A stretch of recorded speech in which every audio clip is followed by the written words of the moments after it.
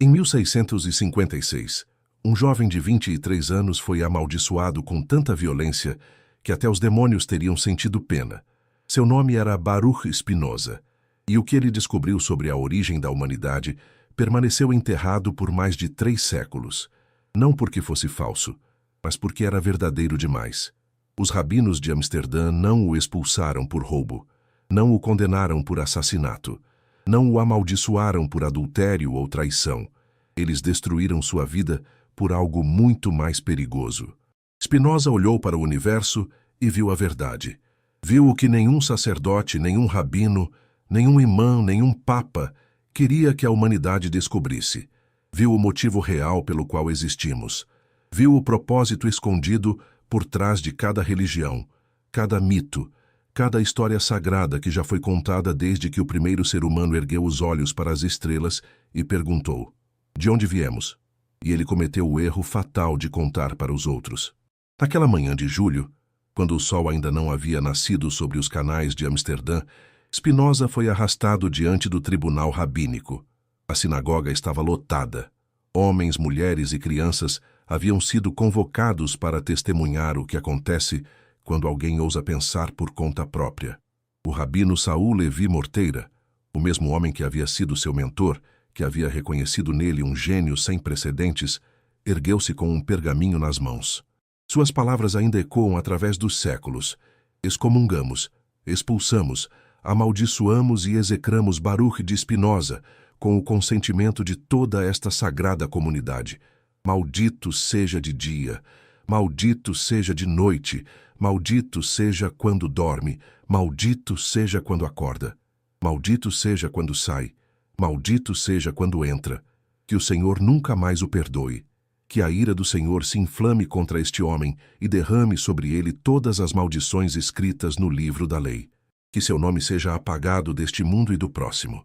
Ninguém jamais havia recebido uma excomunhão tão brutal na história daquela comunidade. Nem assassinos, nem estupradores, nem traidores. Apenas Spinoza. Por quê? Porque Spinoza havia tocado no segredo mais bem guardado de todas as religiões. Havia descoberto algo tão fundamental, tão devastador, que se a humanidade soubesse, todo o edifício da fé organizada desmoronaria como um castelo de areia diante de um tsunami. Spinoza descobriu para que fomos criados. E a resposta não tem nada a ver com o que te ensinaram. Absolutamente nada. Te disseram que você nasceu manchado pelo pecado de 2 seres primitivos em um jardim mágico, que sua vida inteira é uma expiação por uma fruta mordida há milhares de anos, que você precisa se ajoelhar, rezar, suplicar e obedecer para talvez, merecer a aprovação de um ser cósmico que te observa do alto, anotando cada erro, cada falha, cada pensamento impuro. Mentira.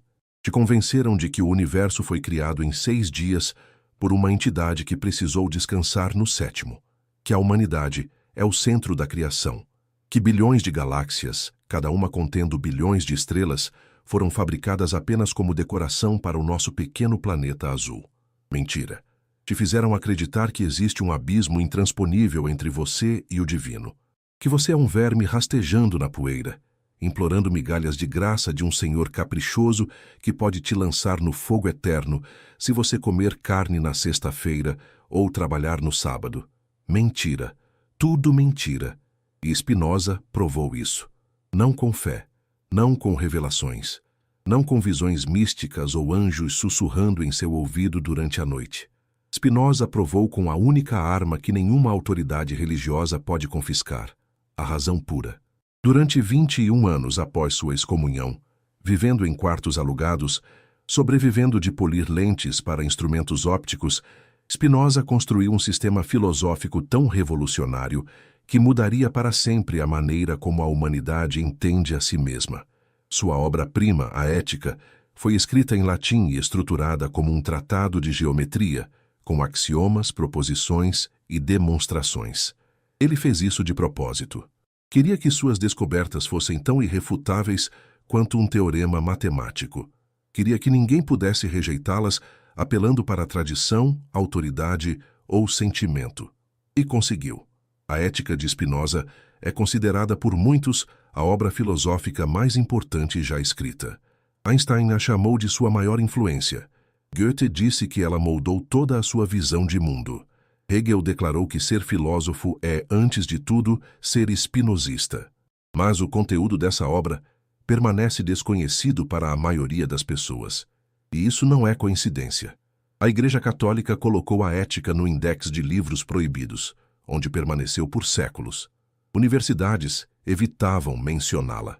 Estudiosos que ousavam citá-la eram perseguidos, demitidos, destruídos socialmente. Por quê? Porque dentro daquelas páginas está a resposta para a pergunta que toda religião tenta esconder: para que a humanidade foi criada? E a resposta de Spinoza é tão simples que você vai se perguntar como não viu isso antes. Tão óbvia que parece impossível que tenha permanecido oculta por tanto tempo. Tão libertadora que, uma vez compreendida, você nunca mais conseguirá olhar para o mundo da mesma maneira. Mas também é devastadora, porque ela destrói tudo. Destrói a ideia de um Deus pessoal que se importa com suas preces. Destrói a noção de que você foi criado para servir, obedecer e temer. Destrói a fantasia de que existe um plano divino especialmente desenhado para você.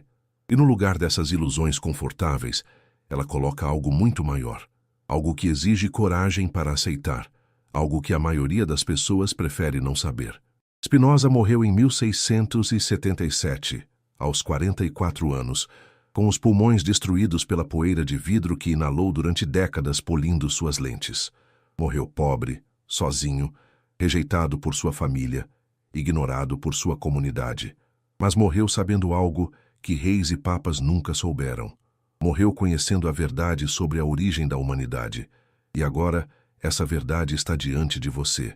Nas próximas horas, eu vou te mostrar o que Spinoza descobriu.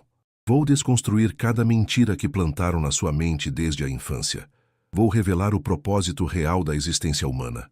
Não segundo dogmas religiosos, não segundo especulações místicas, mas segundo a razão pura, demonstrada com a precisão de um teorema geométrico.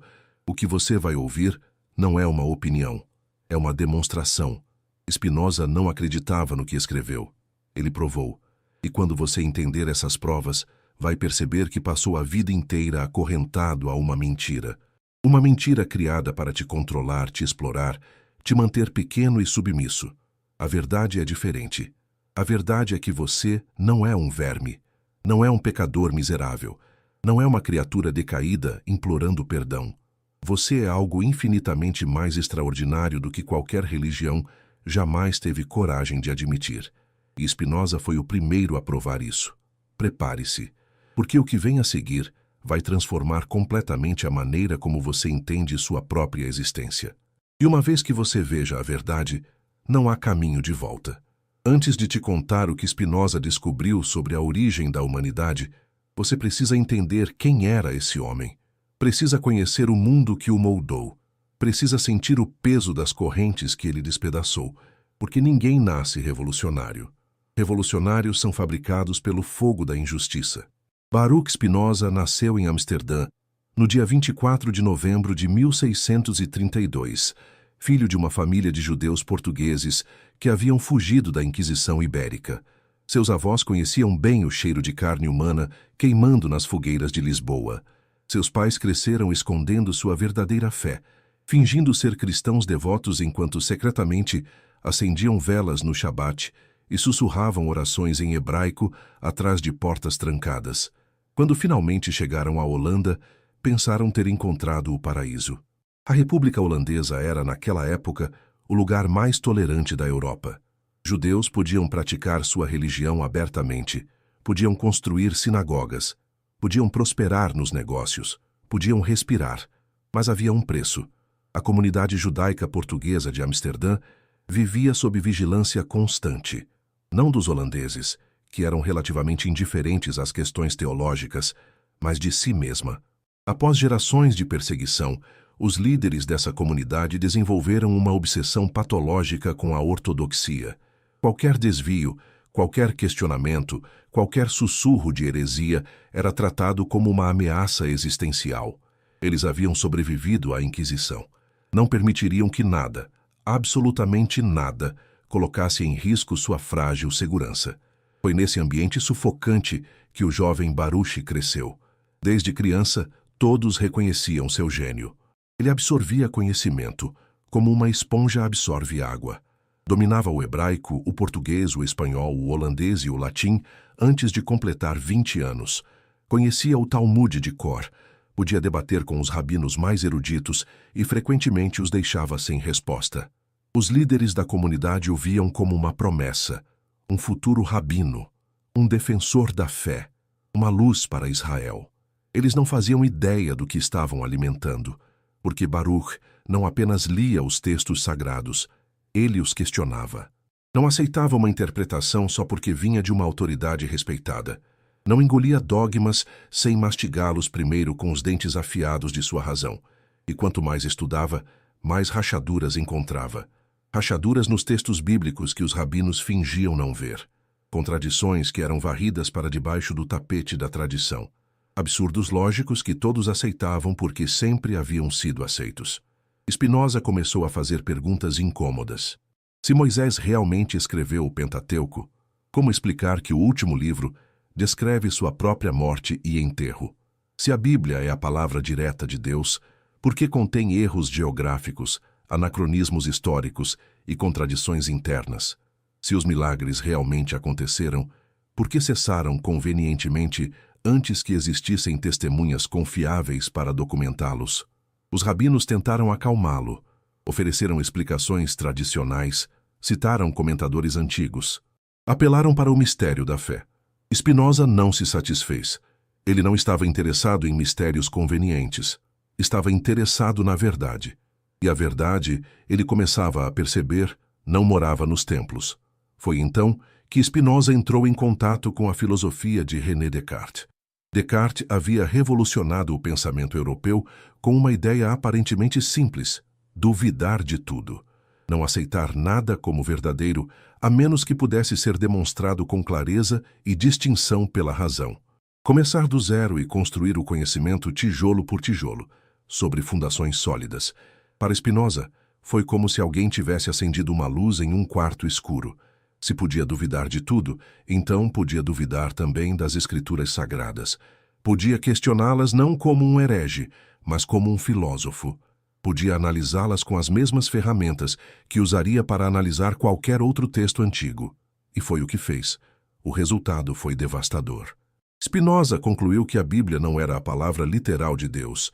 Era uma coleção de textos escritos por homens diferentes, em épocas diferentes, com propósitos diferentes. Continha sabedoria moral, sim, mas também continha erros, preconceitos e limitações humanas. Não podia ser tratada como uma autoridade infalível em questões de verdade. Mais importante ainda, os milagres descritos na Bíblia não eram suspensões das leis naturais por intervenção divina. Eram ou exageros poéticos, ou fenômenos naturais mal compreendidos, ou simplesmente invenções piedosas de autores que queriam impressionar seus leitores. E se os milagres não existiam, então toda a estrutura do judaísmo e do cristianismo e do islamismo começava a desmoronar, porque essas religiões dependem de milagres, dependem de um Deus que intervém na história, que escolhe povos, que envia profetas, que abre mares e fecha bocas de leões, que ressuscita mortos e transforma água em vinho. Sem milagres, o que sobra? Spinoza descobriria que sobra algo muito maior, mas antes de chegar a essa descoberta, ele precisou passar pelo inferno. Alguém na comunidade relatou suas ideias aos rabinos, talvez um amigo que se assustou com o que ouviu, talvez um rival invejoso, talvez um espião plantado justamente para identificar dissidentes.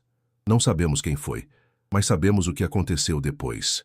Os líderes da sinagoga convocaram Spinoza para uma conversa privada. Ainda não queriam destruí-lo, queriam salvá-lo. E mais importante, queriam se proteger. Um herege em suas fileiras poderia prejudicar a reputação da comunidade inteira. Poderia dar munição aos cristãos que sempre suspeitavam que os judeus eram infiéis por natureza.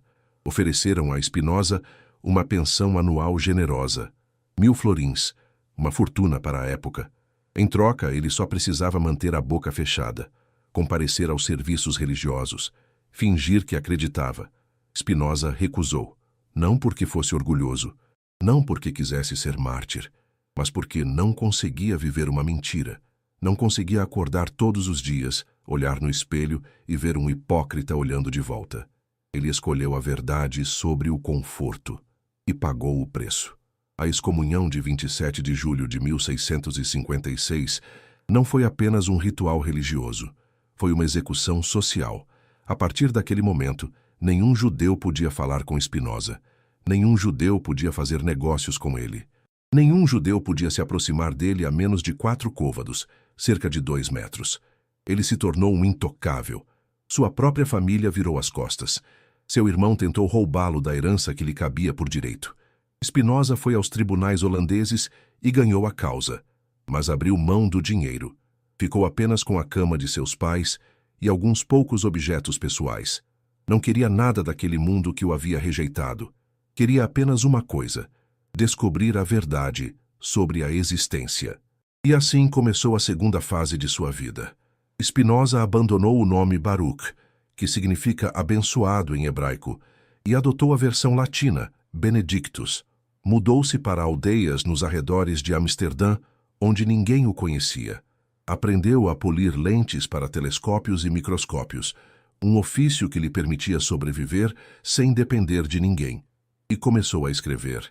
Durante os 21 anos seguintes, vivendo em quartos modestos, trabalhando com as mãos durante o dia e pensando durante a noite, Spinoza construiu o sistema filosófico mais revolucionário da história ocidental. Um sistema que responde à pergunta fundamental: por que existimos? Mas para entender a resposta de Spinoza, você primeiro precisa entender a pergunta de uma maneira completamente diferente. Quando a maioria das pessoas pergunta por que existimos, elas estão assumindo certas coisas. Estão assumindo que existe um Criador separado da criação. Estão assumindo que esse Criador tinha uma intenção, um plano, um propósito.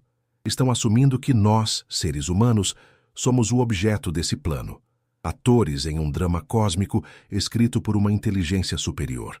Spinoza percebeu que todas essas suposições estavam erradas, radicalmente erradas, e que o erro começava com a própria ideia de Deus. Todas as religiões que Spinoza conhecia, judaísmo, cristianismo, islamismo, compartilhavam uma visão fundamental. Deus é um ser separado do mundo.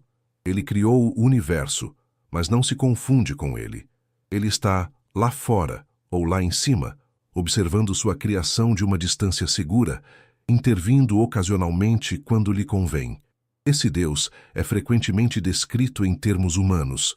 Ele ama, ele odeia, ele se alegra, ele se enfurece, ele escolhe favoritos, ele pune inimigos, ele faz promessas e espera a obediência em troca.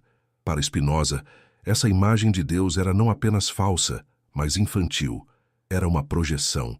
Os seres humanos, incapazes de conceber algo verdadeiramente diferente de si mesmos, haviam criado Deus à sua própria imagem.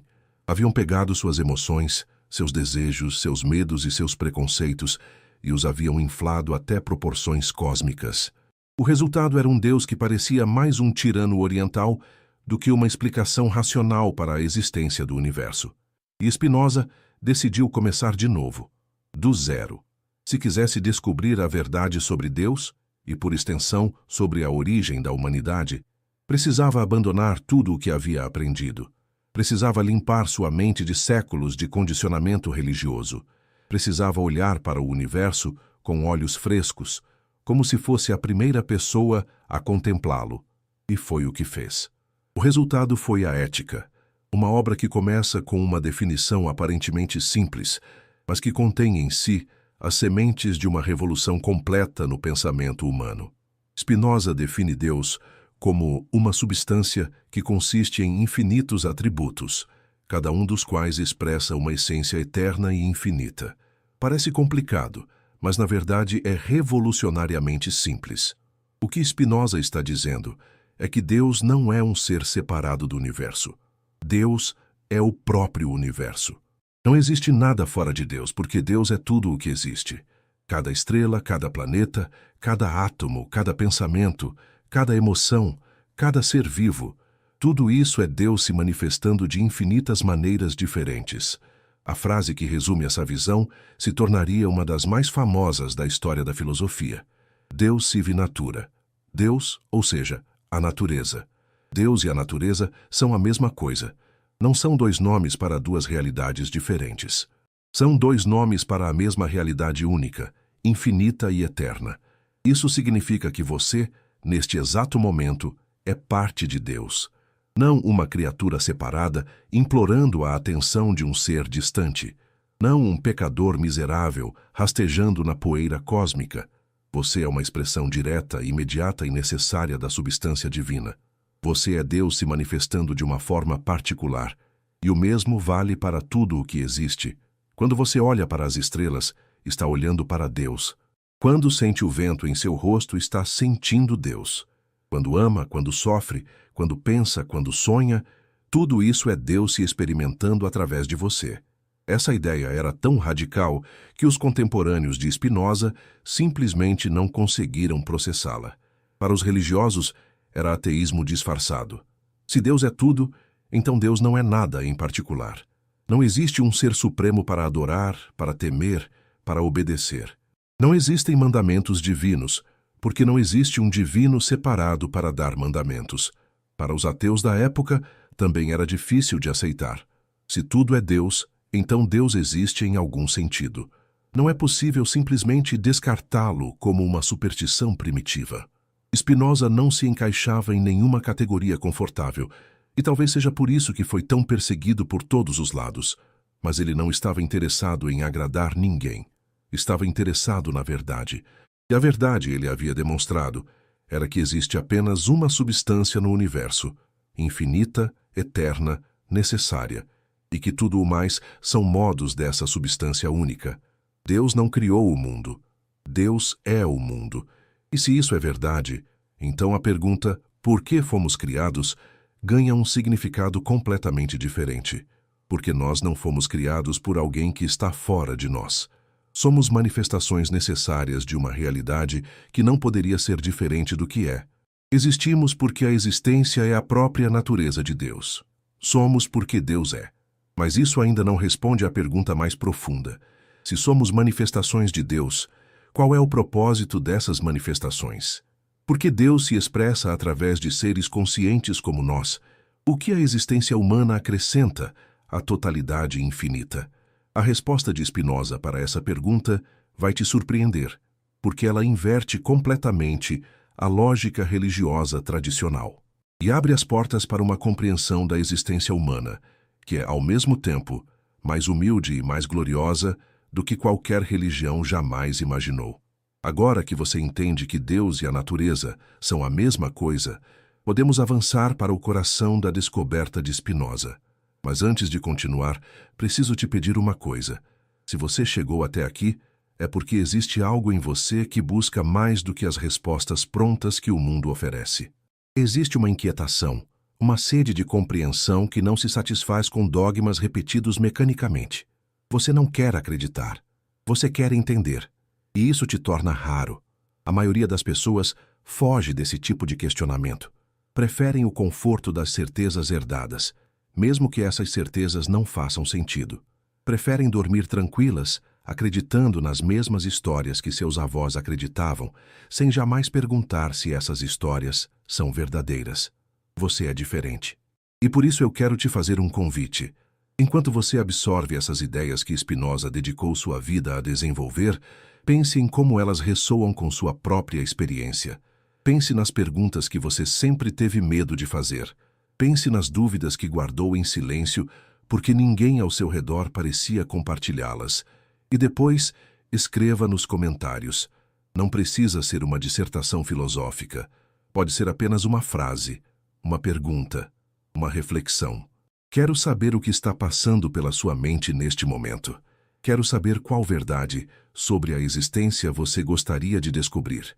Porque este canal não é apenas um lugar para consumir conteúdo passivamente. É um espaço de busca coletiva.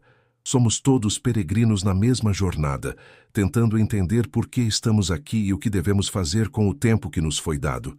E se você ainda não se inscreveu, faça isso agora. Não porque eu preciso de números, não porque o algoritmo exige, mas porque o que vamos explorar juntos nas próximas horas e nos próximos vídeos é grande demais para uma única sessão. Spinoza passou 21 anos desenvolvendo essas ideias. Não podemos esgotá-las em um único vídeo. Se inscreva para não perder os próximos capítulos dessa jornada. Ative o sininho e venha comigo até onde a razão nos levar. Agora, vamos continuar. Dissemos que Deus e a natureza são a mesma coisa, que não existe um Criador separado da criação, que tudo o que existe é uma manifestação da substância única e infinita, que Spinoza chama de Deus. Mas como exatamente essa substância se manifesta?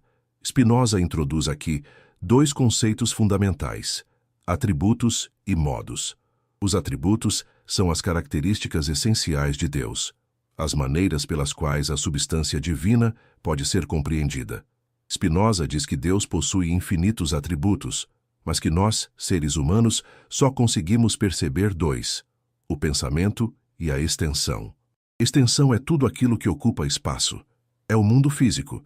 São as estrelas, os planetas, os oceanos, as montanhas, os corpos, os átomos. Quando você olha para o universo material, está vendo Deus sob o atributo da extensão. Pensamento é tudo aquilo que pensa. São as mentes, as consciências, as ideias. Quando você reflete sobre sua própria existência, está experimentando Deus sob o atributo do pensamento. Esses dois atributos não são coisas separadas. São duas maneiras de olhar para a mesma realidade. Seu corpo é Deus sob o atributo da extensão. Sua mente é Deus sob o atributo do pensamento. Mas corpo e mente não são duas substâncias diferentes. São a mesma substância vista de ângulos diferentes. Isso resolve um problema que atormentava os filósofos desde Descartes. Como a mente imaterial pode interagir com o corpo material? Se são substâncias completamente diferentes, como podem se afetar mutuamente? A resposta de Spinoza é elegante. Elas não interagem porque não são duas coisas diferentes. São a mesma coisa expressa de duas maneiras. Quando seu corpo se move, sua mente pensa. Não porque uma causa a outra, mas porque são dois lados da mesma moeda. Agora vêm os modos. Se os atributos são as características essenciais de Deus, os modos são as manifestações particulares dessas características. Você é um modo. Eu sou um modo. Esta árvore é um modo. Aquela estrela é um modo. Cada coisa individual que existe no universo é um modo da substância divina. Pense assim: Deus é como um oceano infinito. Os atributos são as propriedades desse oceano, sua liquidez, sua salinidade. E os modos são as ondas. Cada onda é distinta, tem sua própria forma, sua própria duração, sua própria trajetória. Mas nenhuma onda existe separada do oceano. Cada onda é o oceano se manifestando de uma forma particular. Você é uma onda no oceano de Deus. Isso pode parecer diminuidor à primeira vista. Se sou apenas uma onda, então não sou nada de especial. Sou apenas uma perturbação temporária na superfície de algo muito maior do que eu. Mas pense mais profundamente. Se você é uma onda, então você é feito da mesma substância que o oceano inteiro. Não existe diferença de natureza entre você e Deus, apenas diferença de escala. Você não é um verme rastejando diante de um ser infinitamente superior. Você é uma expressão finita de uma realidade infinita, mas essa realidade infinita corre em suas veias, pulsa em seu coração, ilumina sua consciência. Você é Deus. Não todo Deus, é claro. Você é uma manifestação limitada, particular, temporária. Mas a substância que te constitui é exatamente a mesma substância que constitui tudo o mais. Não existe nada em você que não seja divino. E aqui começa a resposta de Spinoza para a pergunta sobre a origem da humanidade. Por que existimos? Existimos porque Deus existe.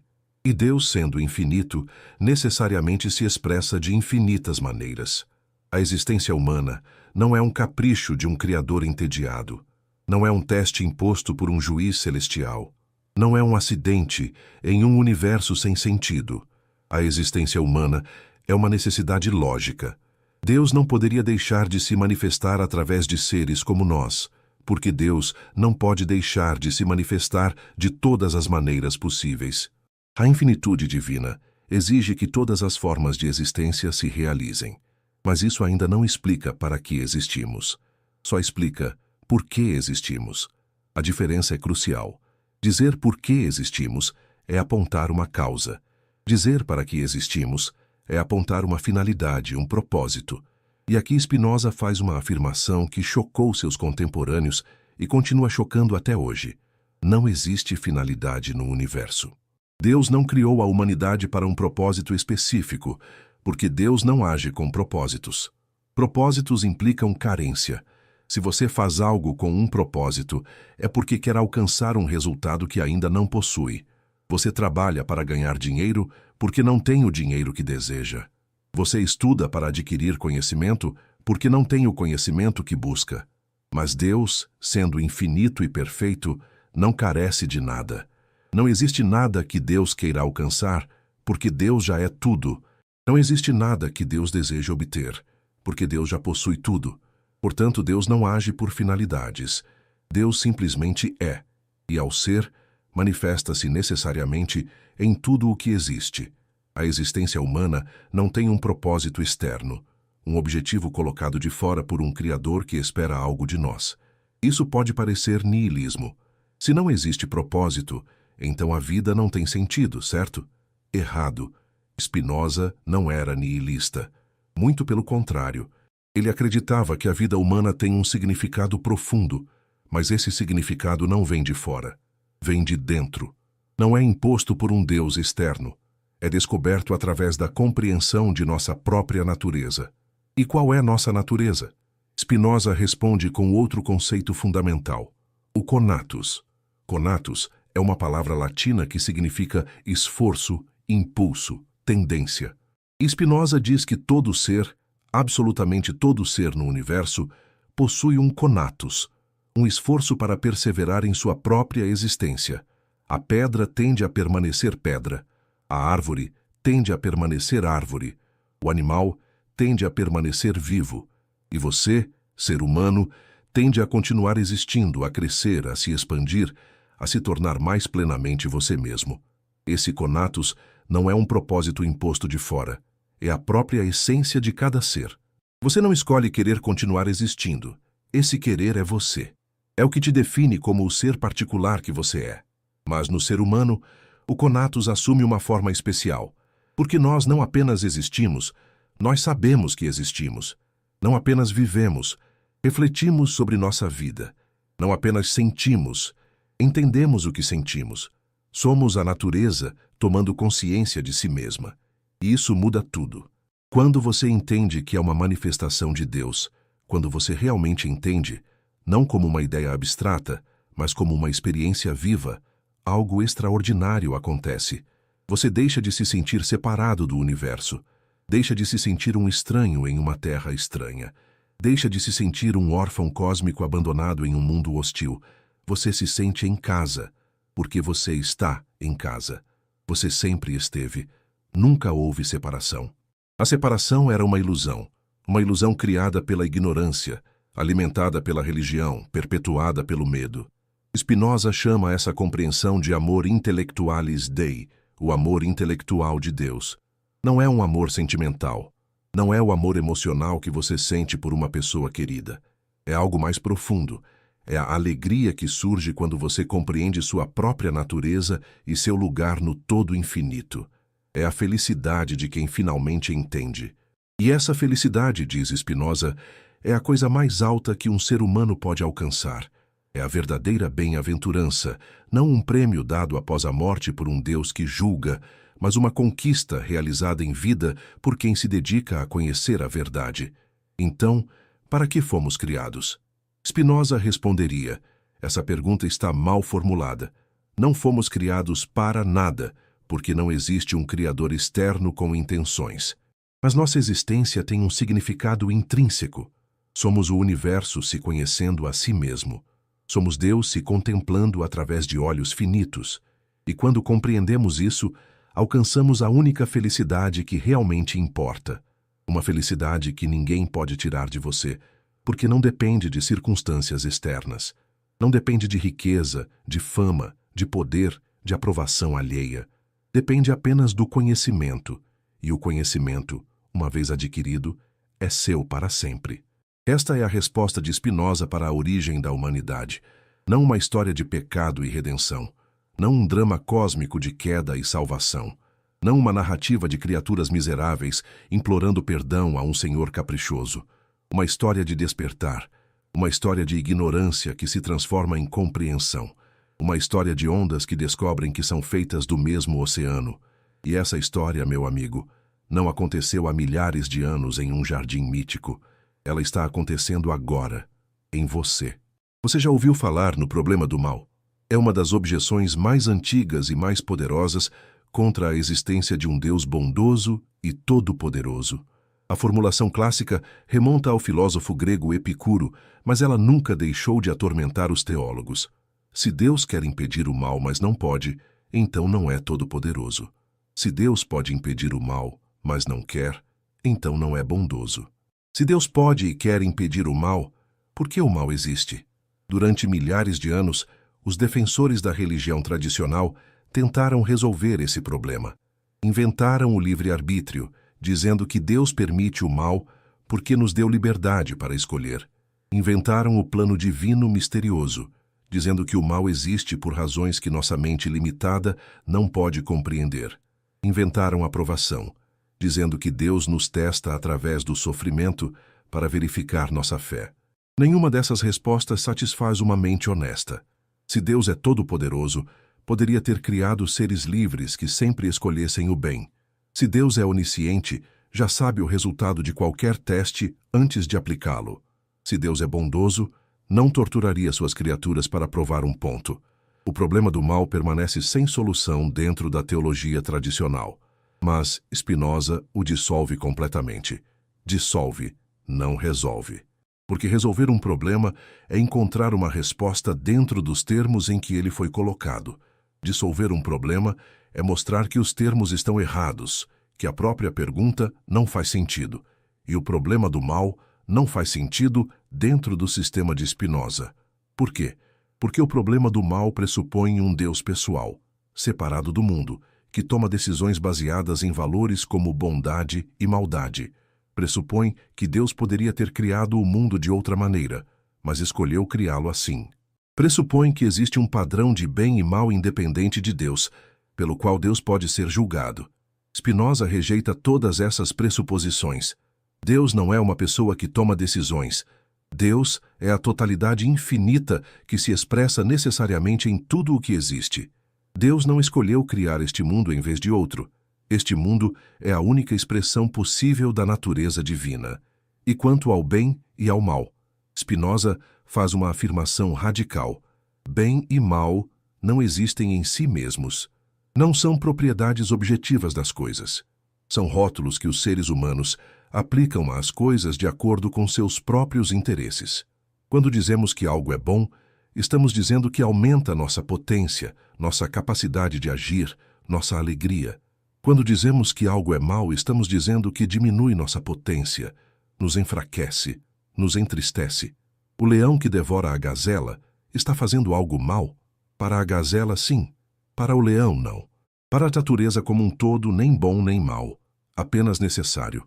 O terremoto que destrói uma cidade é mau? Para os habitantes, certamente parece. Mas o terremoto não tem intenção. Não está punindo ninguém. Não é a manifestação da ira divina. É simplesmente o resultado das leis físicas que governam o movimento das placas tectônicas. Deus não envia terremotos para castigar pecadores. Deus é o terremoto, e também é as vítimas do terremoto, e também é os socorristas que tentam ajudá-las. Tudo isso é a substância infinita, se manifestando de diferentes maneiras. Essa visão pode parecer fria, indiferente, desumana. Se não existe mal objetivo, então como podemos condenar a crueldade? Se tudo é manifestação de Deus, então o assassino é tão divino quanto o santo? Spinoza responderia sim e não. Sim, no sentido de que assassino e santo são ambos modos da substância infinita.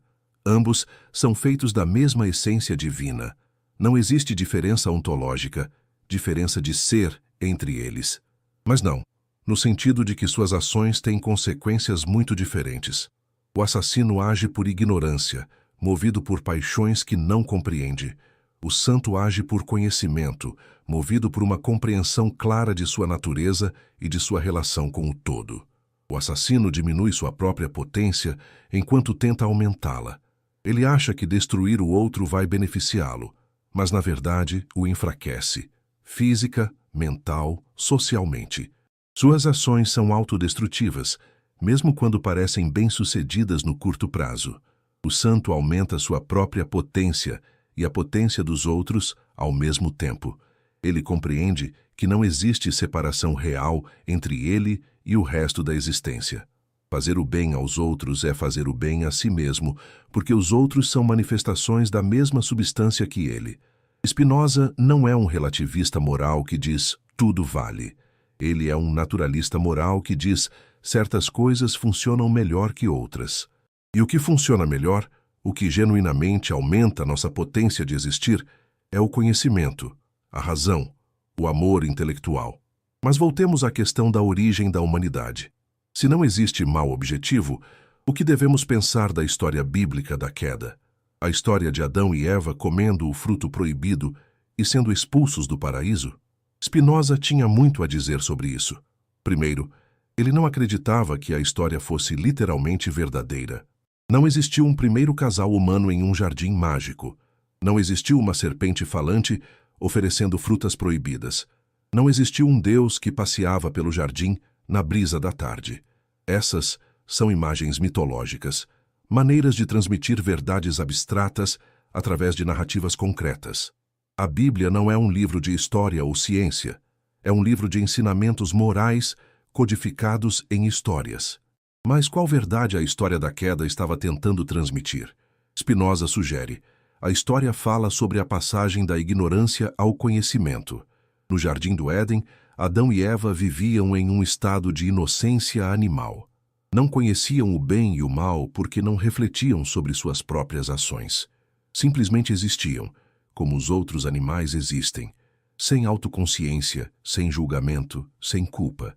O fruto da árvore do conhecimento do bem e do mal representa o despertar da consciência moral. Quando Adão e Eva comeram o fruto, não adquiriram algum conhecimento místico proibido. Eles simplesmente se tornaram conscientes de si mesmos como seres que podem escolher entre diferentes cursos de ação. E isso, longe de ser uma queda, foi, na verdade, uma ascensão. Sim, o conhecimento traz consigo a possibilidade do erro. Quem não conhece não pode errar, mas quem não conhece também não pode acertar. Quem não conhece vive no limbo da animalidade, reagindo a estímulos sem nunca realmente compreender. A consciência humana não é um castigo, é uma conquista, e a expulsão do paraíso não é uma punição divina, é simplesmente a descrição de como a vida se torna mais complexa e mais difícil quando você começa a pensar sobre ela. O animal vive no presente perpétuo, sem memória do passado nem ansiedade sobre o futuro. O humano carrega o peso de todos os seus ontem e a incerteza de todos os seus amanhã. Isso é doloroso? Muitas vezes, sim, mas é também a condição necessária para qualquer realização genuinamente humana. Você não pode amar se não pode escolher, não pode criar se não pode imaginar alternativas, não pode crescer se não pode reconhecer suas próprias limitações. A consciência é o preço que pagamos pela liberdade.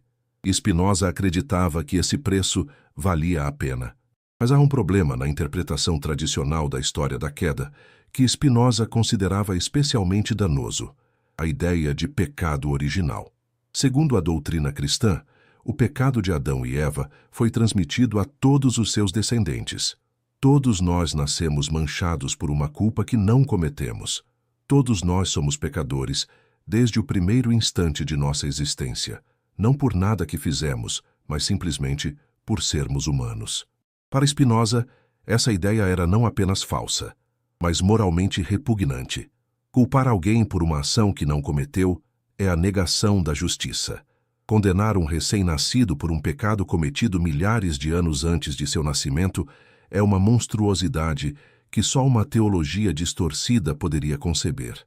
E mais, a ideia de pecado original serve a um propósito muito claro. Ela mantém as pessoas em estado permanente de culpa e dependência.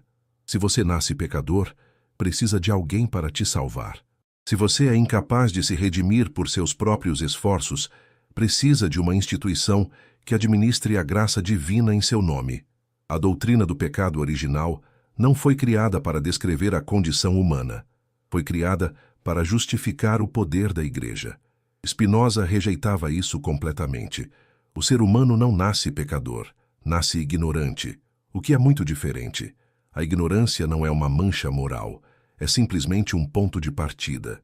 Todo ser humano começa ignorante e tem a possibilidade de adquirir conhecimento ao longo da vida. E ao adquirir conhecimento, não está se redimindo de um pecado, está realizando sua natureza, está se tornando mais plenamente o que sempre teve o potencial de ser. Essa é uma visão muito mais digna da humanidade do que a oferecida pela religião tradicional. Você não é um verme miserável que precisa rastejar diante de um Senhor Todo-Poderoso. Você é uma manifestação de Deus com a capacidade de compreender a si mesmo e ao universo. Você não está aqui para expiar uma culpa ancestral. Está aqui para conhecer, para crescer, para participar da inteligência infinita que permeia toda a existência. Essa mudança de perspectiva tem consequências profundas para como vivemos nossas vidas. Se você acredita ser um pecador condenado, sua relação com o mundo será de medo e submissão. Você viverá tentando evitar a punição, obedecendo a regras que não entende, esperando uma recompensa que só virá depois da morte. Se você compreende ser uma expressão de Deus, sua relação com o mundo será de participação alegre. Você viverá tentando entender, conectar-se, expandir-se. Sua recompensa não está em outro mundo. Está neste, a cada momento em que você compreende um pouco mais da verdade. Spinoza foi um dos primeiros filósofos a oferecer uma espiritualidade sem medo. Uma espiritualidade baseada no conhecimento, não na fé cega, na razão, não na autoridade, no amor intelectual, não no terror do inferno. E essa espiritualidade começa com uma compreensão correta de nossa origem. Não viemos de um pecado, viemos do ser infinito que se expressa em todas as coisas. Não carregamos uma culpa ancestral, carregamos uma potência que podemos desenvolver. Não estamos caídos, estamos em processo de elevação, se tivermos a coragem de conhecer. Há uma cena que gosto de imaginar. Holanda, algum momento na década de 1660. Uma sala modesta em uma aldeia nos arredores de Amsterdã. Spinoza está sentado diante de uma mesa coberta de papéis, lentes e instrumentos ópticos. A luz entra por uma janela empoeirada, iluminando partículas que flutuam no ar como pequenos universos em miniatura. Ele escreve, não com pressa, não com a febre de quem está possuído por uma inspiração momentânea. Escreve com a paciência de quem está construindo uma catedral, pedra por pedra.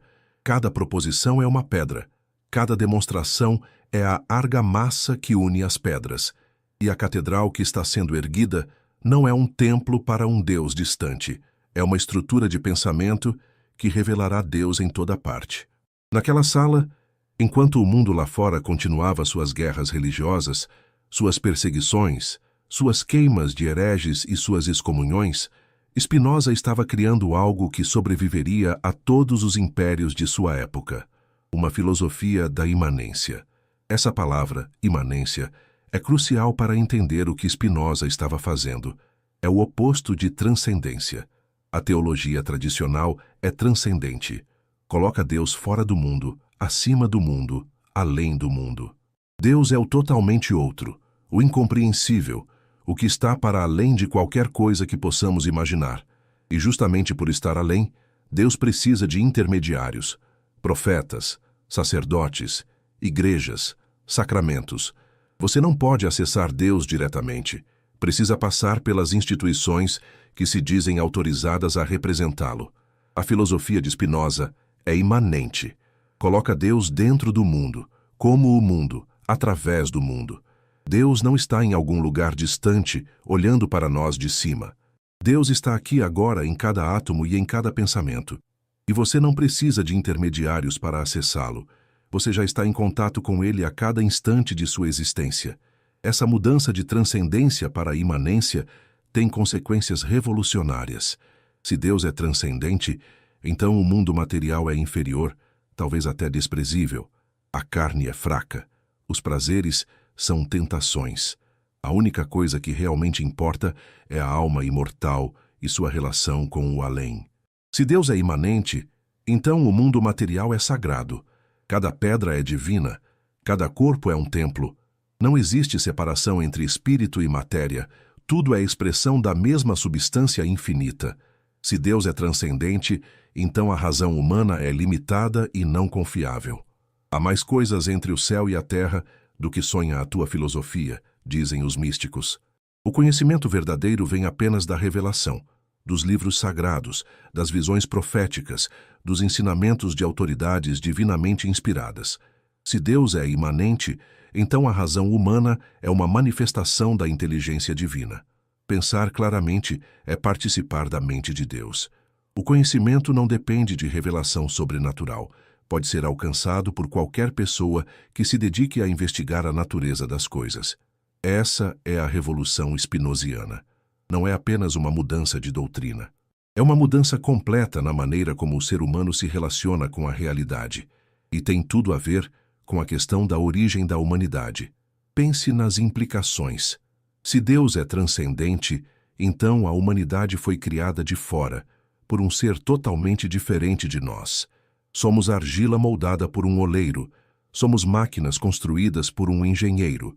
Somos servos produzidos por um Senhor que espera obediência em troca de proteção. Se Deus é imanente, então a humanidade emergiu de dentro da própria realidade divina. Não fomos criados do lado de fora. Brotamos do lado de dentro. Somos expressões necessárias da substância infinita, não produtos manufaturados por um artesão cósmico. Essa diferença é fundamental. No modelo transcendente, existe uma distância infinita entre Criador e criatura. Você pode tentar se aproximar de Deus através de orações, rituais, sacrifícios, mas nunca vai conseguir atravessar o abismo que separa o finito do infinito. No modelo imanente, não existe abismo. A distância entre você e Deus é zero. Você já está em Deus, porque não existe nada fora de Deus. A única distância é a que existe entre ignorância e conhecimento, e essa distância pode ser atravessada. Spinoza não estava apenas oferecendo uma nova teoria sobre Deus. Estava oferecendo uma nova possibilidade existencial para o ser humano. A possibilidade de se compreender como parte integrante da realidade divina, de se sentir em casa no universo, de abandonar a postura do exilado, implorando para retornar à pátria celestial. Você não é um exilado. A pátria é aqui. Mas como Spinoza chegou a essa conclusão? Por que estava tão certo de que Deus não poderia ser transcendente? A resposta está em sua análise do conceito de substância. Substância, para Spinoza, é aquilo que existe em si mesmo e por si mesmo. Não depende de nada mais para existir. Não foi causado por nada externo. É completamente autossuficiente. Agora, quantas substâncias podem existir? Descartes havia dito que existem três: Deus, a mente e a matéria. Cada uma seria uma substância independente, com suas próprias propriedades. Spinoza mostrou que isso era logicamente impossível. Se existissem duas substâncias, elas teriam que ser distintas de alguma maneira. Ou teriam atributos diferentes, ou seriam limitadas uma pela outra. Se tivessem atributos completamente diferentes, não poderiam interagir, o que cria o famoso problema de como mente e corpo se relacionam. Se fossem limitadas uma pela outra, então nenhuma seria verdadeiramente infinita, o que contradiz a definição de Deus como ser infinito. A única conclusão logicamente consistente é que existe apenas uma substância. E essa substância única possui todos os atributos possíveis de maneira infinita. Essa substância é Deus. E tudo o mais, você, eu, as estrelas, os pensamentos, são modos dessa substância única. Deus não criou o mundo como algo separado de si mesmo. Deus é o mundo. A criação não é um evento que aconteceu no passado, é o processo eterno pelo qual a substância infinita se expressa em formas finitas. e a humanidade é uma dessas formas. Não a mais importante, necessariamente. Spinoza não era antropocentrista. Ele não acreditava que o universo foi feito para nós. Em um cosmos infinito, com infinitas formas de existência, seria uma arrogância absurda pensar que tudo gira em torno de uma espécie em um pequeno planeta. Mas também não somos insignificantes. Somos uma forma particular de expressão divina, uma forma que tem a capacidade única de refletir sobre si mesma e compreender sua própria natureza. Isso nos dá uma responsabilidade especial.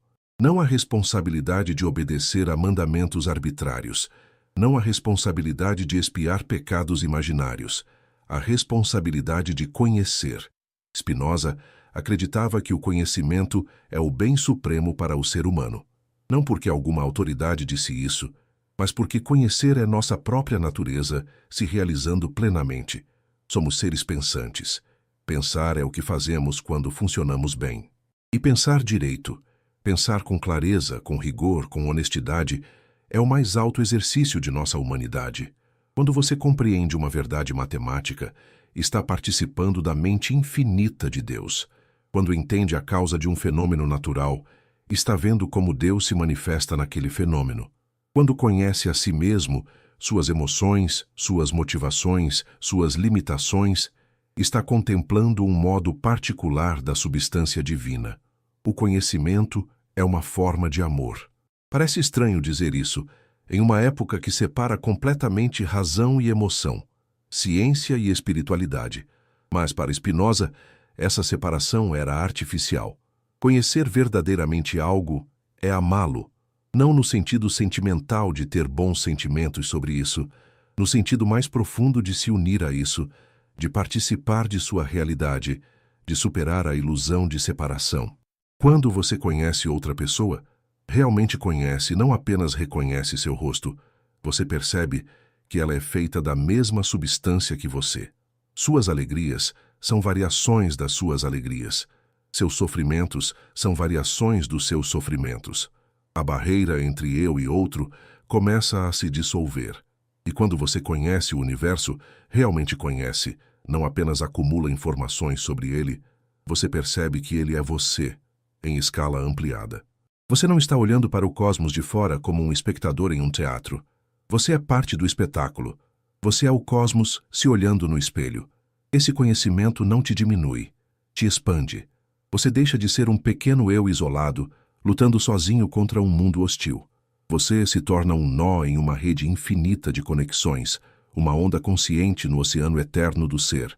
E nessa expansão está a resposta definitiva para a origem da humanidade. Fomos criados, ou melhor, emergimos, para conhecer. Não porque um Deus distante queria ser adorado, mas porque a natureza do ser é se expressar, e uma de suas expressões é a consciência que se volta sobre si mesma. Somos o universo acordando. Somos Deus abrindo os olhos. Imagine que você pudesse conversar com Spinoza. Não o filósofo que está nos livros de história, não o ícone que Einstein reverenciava, mas o homem de carne e osso que viveu há mais de 3 séculos. Imagine que você pudesse sentar-se com ele naquele quarto modesto onde polia suas lentes e fazer a pergunta que realmente importa. Se sua filosofia está correta, o que devo fazer com minha vida? Spinoza tinha uma resposta para isso. Uma resposta que surpreende muitas pessoas quando a ouvem pela primeira vez. A resposta é: liberte-se da servidão.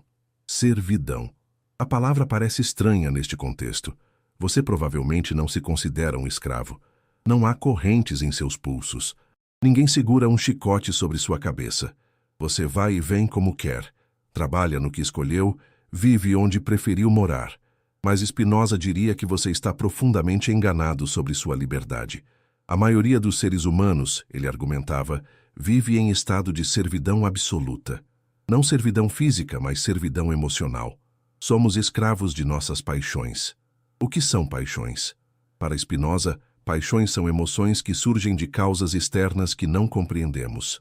São reações automáticas a estímulos do ambiente. Reações que nos movem sem que tenhamos clareza sobre por que estamos sendo movidos. Você vê alguém que te insultou e sente raiva. Você recebe uma crítica e sente vergonha. Você deseja algo que não pode ter e sente inveja.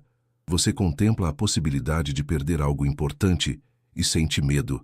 Todas essas emoções parecem vir de fora, parecem ser causadas pelas circunstâncias.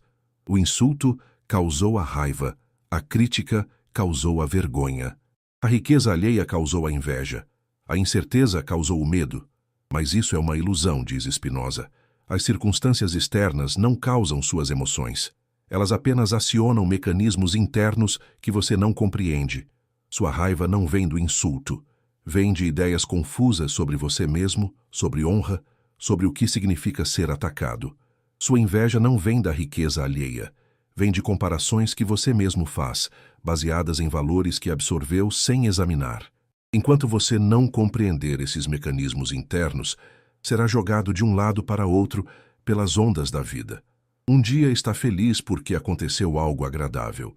No dia seguinte, está miserável porque aconteceu algo desagradável. Sua condição emocional depende inteiramente de fatores que você não controla. Isso é servidão. A pessoa que vive assim não é verdadeiramente livre, mesmo que ninguém esteja forçando-a a nada. Ela é escrava de suas próprias reações. É uma marionete cujos fios são puxados pelo acaso, pela sorte, pelas ações imprevisíveis de outras pessoas. E o mais trágico é que ela não sabe que é escrava. Ela acha que está escolhendo. Acha que suas reações são espontâneas, autênticas, genuínas. Não percebe que está apenas executando programas instalados em sua mente desde a infância. Como escapar dessa servidão? Spinoza diz: através do conhecimento. Lembra do que dissemos antes? O conhecimento é uma forma de amor. E aqui vemos o outro lado dessa moeda. O conhecimento é também uma forma de liberdade. Quando você compreende a causa real de uma emoção, ela perde seu poder sobre você. Não desaparece necessariamente, mas deixa de te dominar. Você consegue observá-la de fora, analisá-la, decidir como responder a ela em vez de simplesmente reagir. Vamos dar um exemplo concreto. Você descobre que um amigo falou mal de você pelas suas costas. Sua primeira reação é raiva. Sente o sangue subir, o coração acelerar, a vontade de confrontar, de atacar, de destruir essa pessoa que te traiu. Se você simplesmente seguir essa reação, estará agindo como escravo. A raiva te dominou e você está obedecendo a ela, sem reflexão, sem escolha. Mas se você parar e examinar a situação, algo diferente pode acontecer. Por que estou com raiva? Porque me sinto traído. Por que me sinto traído? Porque esperava que meu amigo fosse leal. Por que esperava isso? Porque tenho uma ideia de como amigos devem se comportar. Mas de onde veio essa ideia? Será que é realista? Será que é justo exigir que outras pessoas ajam sempre de acordo com minhas expectativas? E esse amigo, o que o levou a falar mal de mim? Talvez ele estivesse passando por um momento difícil.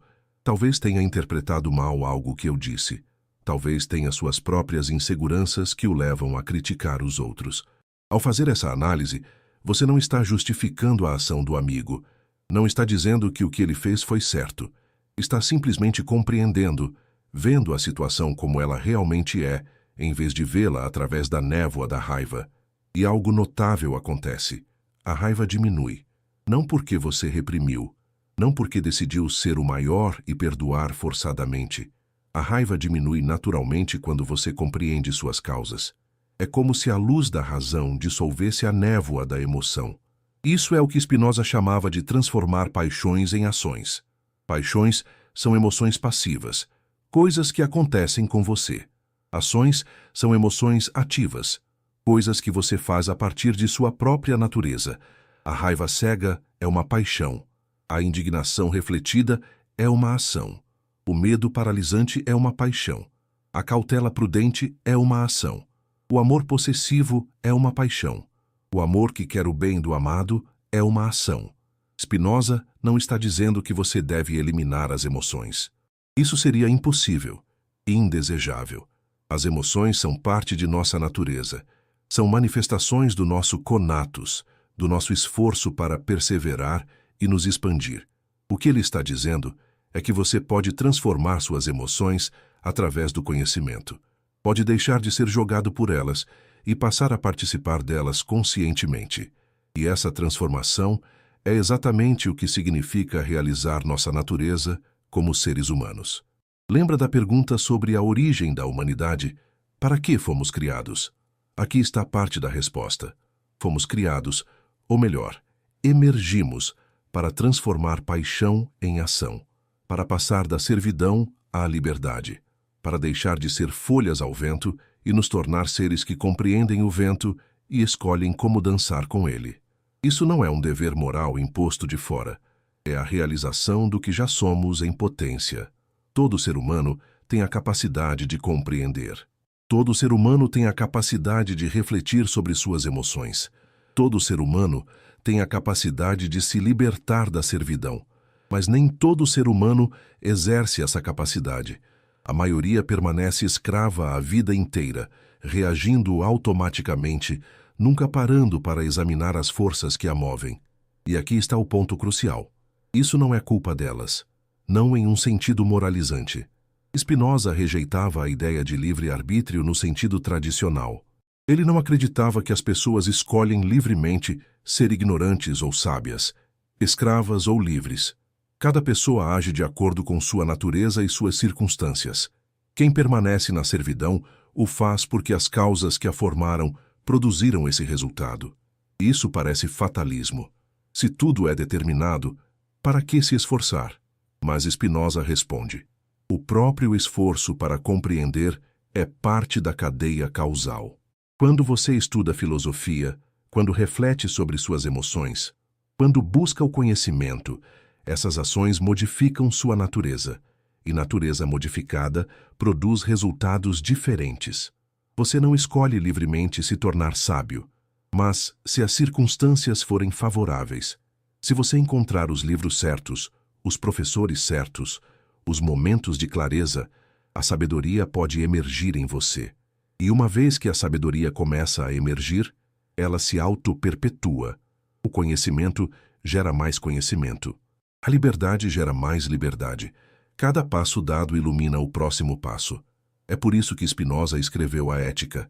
Ele sabia que não podia forçar ninguém a se tornar sábio, mas podia criar condições favoráveis. Podia oferecer ideias que, caindo em solo fértil, germinariam em compreensão. Ele estava plantando sementes. E algumas dessas sementes, mais de 3 séculos depois, podem estar germinando em você neste momento. Você está ouvindo estas palavras não por acaso. Algo em você buscou esse conteúdo. Algo em você reconhece verdade no que Spinoza descobriu. Algo em você quer passar da servidão à liberdade. Esse algo é seu conatus, seu esforço de perseverar e se expandir.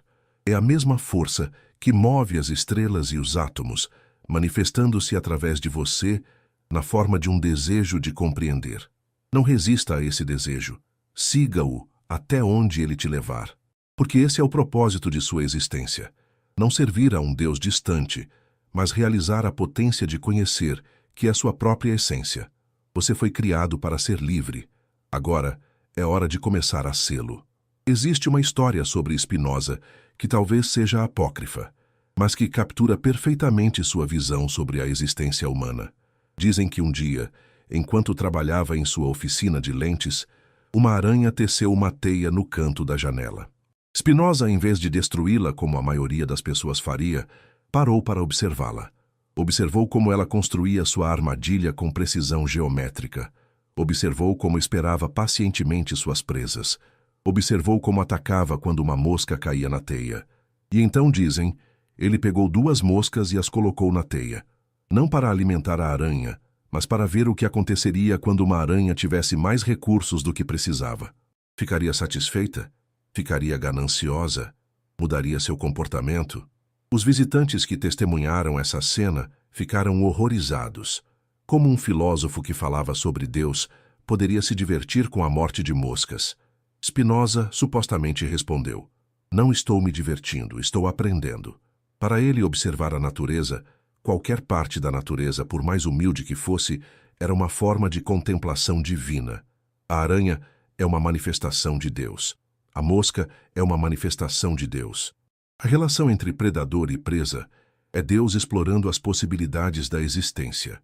E o ser humano que observa essa relação também é Deus. Deus se tornando consciente de si mesmo através dos olhos de uma de suas criaturas.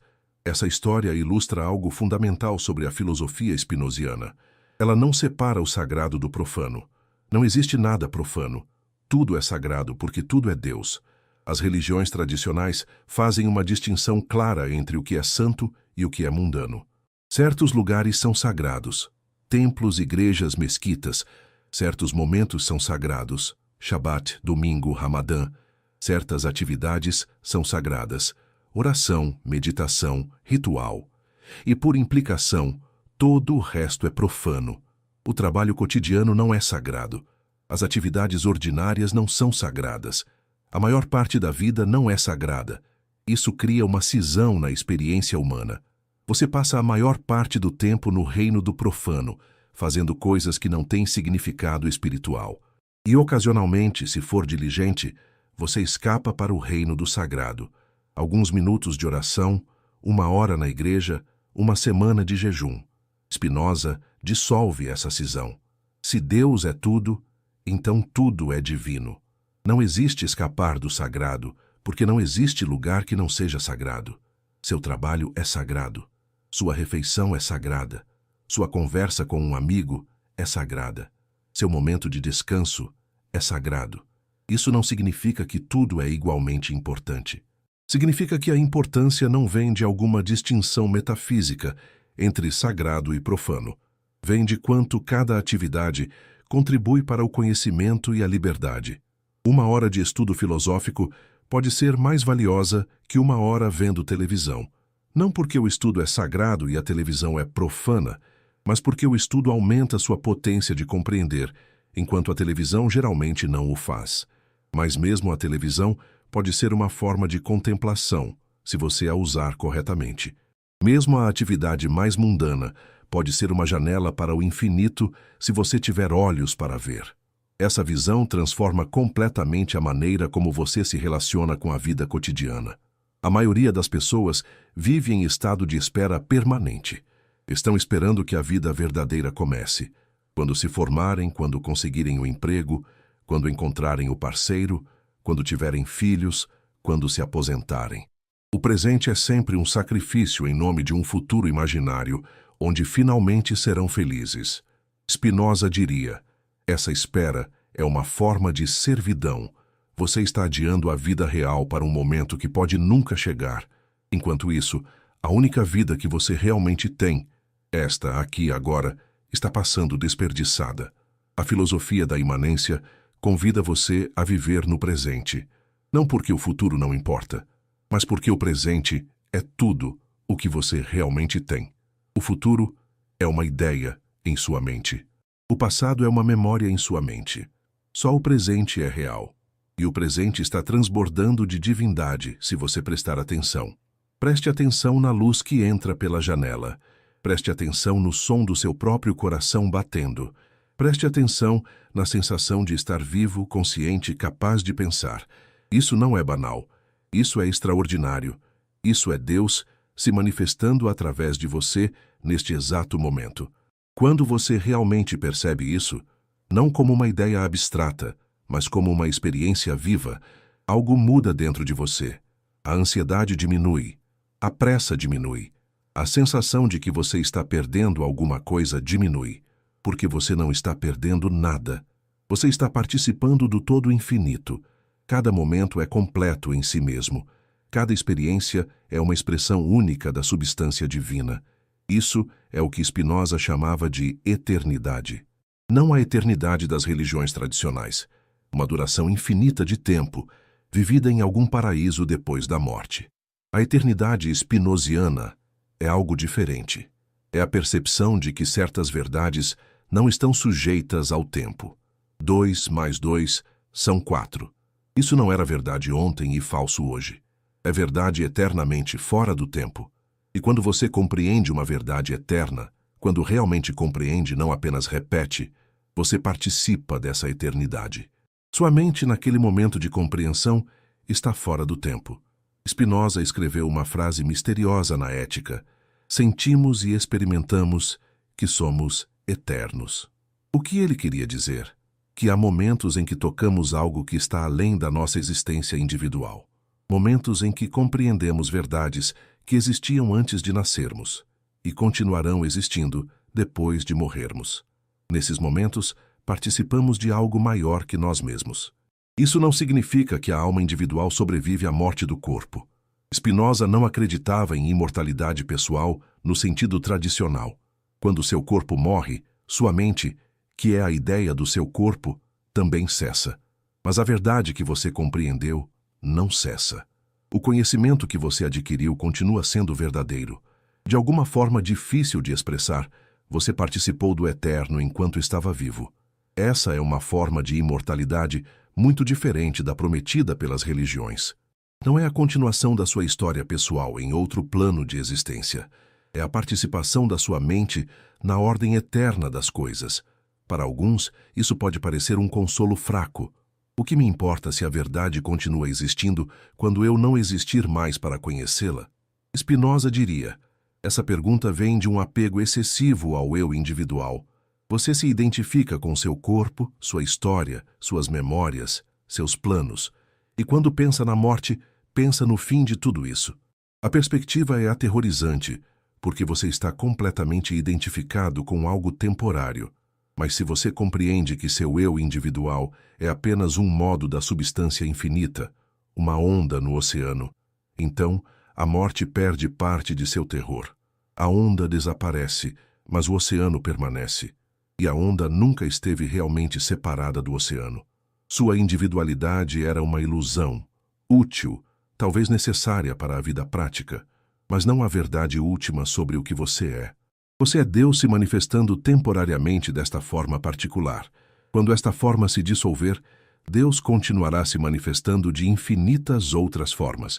Isso não é consolo no sentido de que você pessoalmente vai continuar existindo. É algo mais profundo.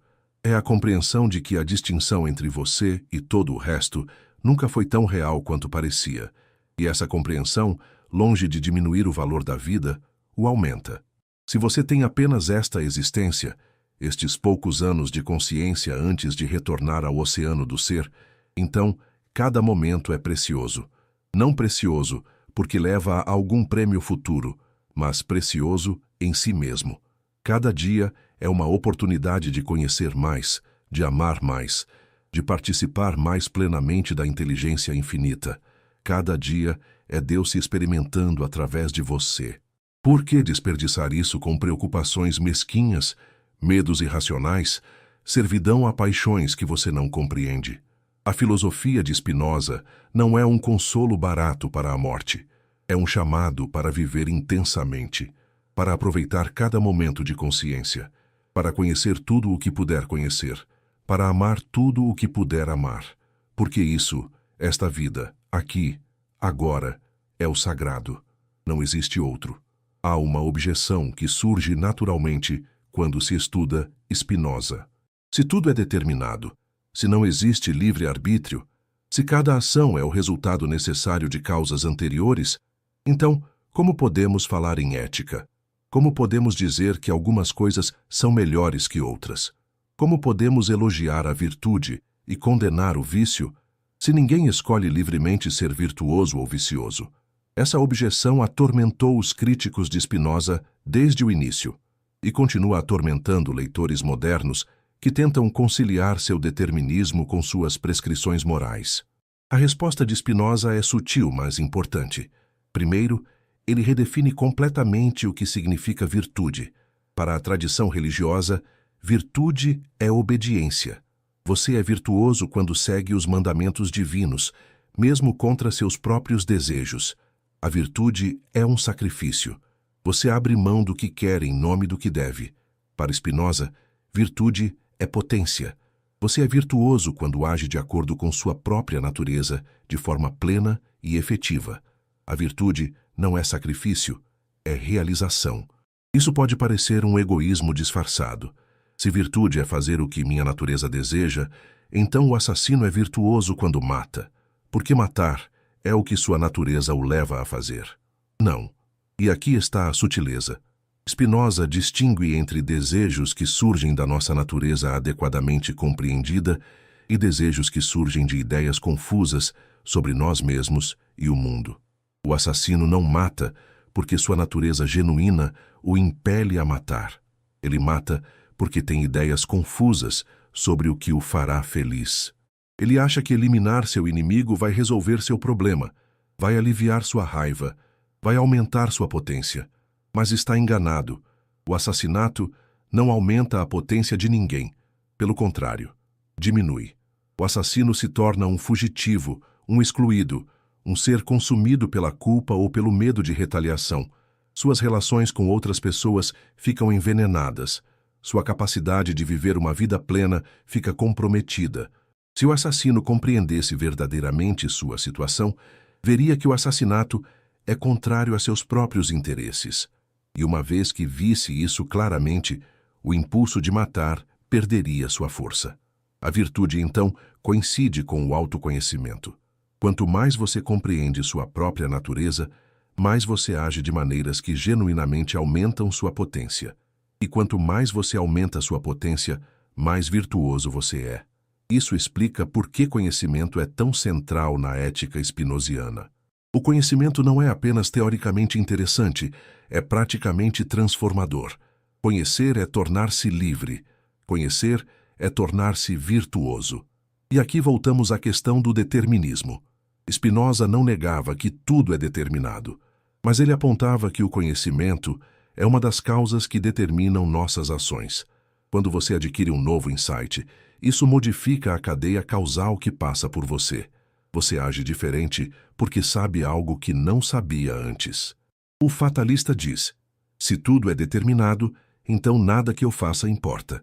Spinoza responde: o que você faz é parte do que é determinado, e seu esforço para conhecer é uma das causas que determinam o resultado. Não faz sentido cruzar os braços e esperar que o destino se cumpra. O destino se cumpre através de suas ações, incluindo seu esforço para compreender e agir melhor. Isso parece paradoxal, mas apenas se você insistir em pensar em termos de livre-arbítrio versus determinismo como uma dicotomia simples.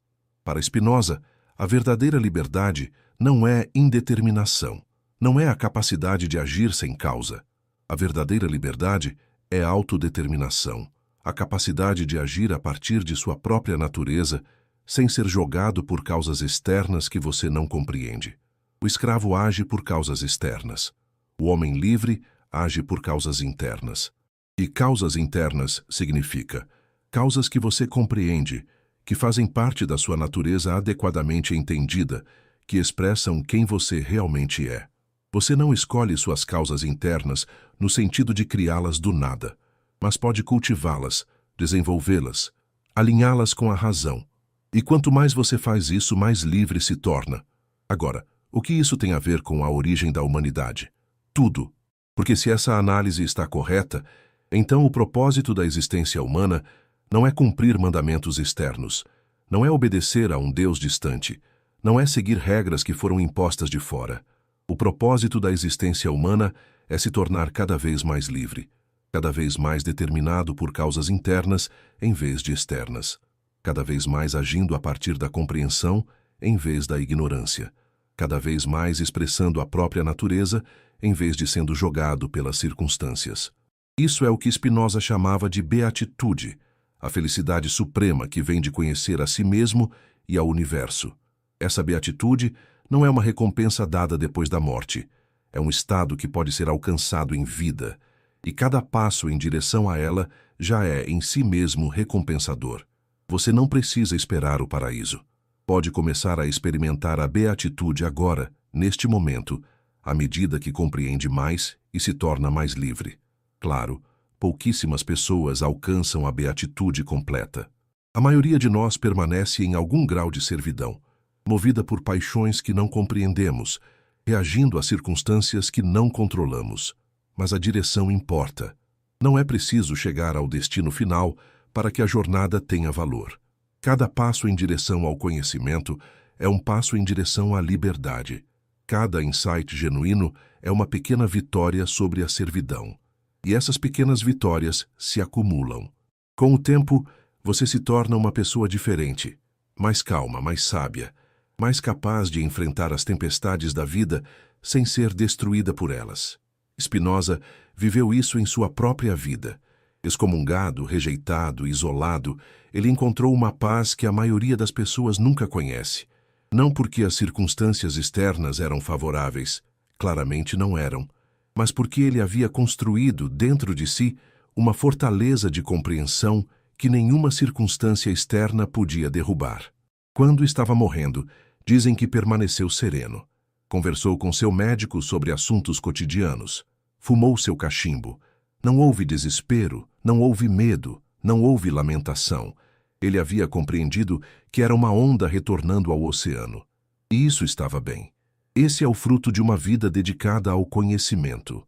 Esse é o resultado de levar a sério a pergunta sobre a origem da humanidade e seguir a resposta até suas últimas consequências. Você não veio de um pecado. Não está aqui para expiar uma culpa. Não vai para um céu ou inferno baseado em obediência a regras arbitrárias. Você veio do ser infinito. Está aqui para conhecer e se tornar livre. E quando seu tempo terminar, você retornará ao ser infinito, do qual nunca esteve realmente separado. Isso não é religião, é filosofia. Mas é uma filosofia que satisfaz as mesmas necessidades que a religião tenta satisfazer. A necessidade de significado, de propósito, de conexão com algo maior que nós mesmos. E faz isso sem exigir que você acredite em coisas impossíveis, sem pedir que você abandone sua razão, sem ameaçá-lo com punições eternas se você ousar questionar. Apenas oferece um caminho e diz: se você seguir esse caminho, encontrará algo que vale a pena. A maioria não segue. A maioria prefere as ilusões confortáveis das religiões tradicionais, ou o vazio inconfortável do materialismo sem significado. Mas alguns seguem, e esses alguns descobrem o que Spinoza descobriu: a verdade sobre a origem da humanidade e a liberdade que vem de conhecê-la. Chegamos ao ponto em que precisamos falar sobre amor, não o amor romântico que as canções celebram, não o amor possessivo que quer controlar o objeto amado, não o amor carente que depende do outro para se sentir completo. O amor de que Spinoza fala é diferente de tudo isso. Ele o chamava de amor intellectualis Dei, o amor intelectual de Deus. Esse conceito é frequentemente mal compreendido. As pessoas ouvem amor intelectual e pensam em algo frio, cerebral, desapaixonado, como se Spinoza estivesse propondo que trocássemos a experiência viva do amor por uma mera compreensão abstrata. Nada poderia estar mais longe da verdade. Para Spinoza, o amor intelectual não é a negação do amor, é sua forma mais elevada. É o amor purificado de todas as ilusões que o corrompem e o transformam em fonte de sofrimento. Pense em como funciona o amor comum. Você ama alguém. Isso significa que sua felicidade passa a depender dessa pessoa. Quando ela está presente, você está feliz. Quando ela está ausente, você está ansioso. Quando ela prospera, você se alegra. Quando ela sofre, você sofre junto. Até aqui parece bonito. Mas veja o que acontece a seguir. Você começa a querer que a pessoa amada seja sua. Quer exclusividade. Quer garantias de que ela não vai embora. E como não pode ter essas garantias, porque ninguém pode garantir o futuro, você começa a sentir medo. Medo de perder. Medo de ser abandonado. Medo de ser traído. E do medo nasce o ciúme. E do ciúme nasce a possessividade. E da possessividade nasce a tentativa de controlar o outro. E da tentativa de controle nasce o conflito. E do conflito nasce o ressentimento. E do ressentimento nasce o ódio. O amor se transforma em seu oposto. A pessoa que era fonte de alegria se torna fonte de tormento. O relacionamento que prometia felicidade entrega sofrimento. Isso acontece porque o amor comum está baseado em ideias inadequadas. Ideias de que nossa felicidade depende de fatores externos. Ideias de que podemos e devemos controlar os outros. Ideias de que o amor é uma posse, não uma participação. O amor intelectual é diferente porque nasce de ideias adequadas. Quando você ama intelectualmente, você ama compreendendo. Compreende que o objeto amado é uma manifestação da substância infinita. Compreende que não pode possuí-lo, porque ninguém pode possuir Deus. Compreende que sua alegria não depende de controlar o outro, mas de participar da realidade que ambos compartilham. Esse amor não pode ser frustrado, porque não depende de reciprocidade. Você não está amando para receber algo em troca. Está amando porque compreende, e a compreensão é sua própria recompensa. Esse amor não pode se transformar em ódio, porque não está baseado em expectativas irrealistas. Você não está exigindo que o outro seja perfeito, seja eterno, seja exclusivamente seu.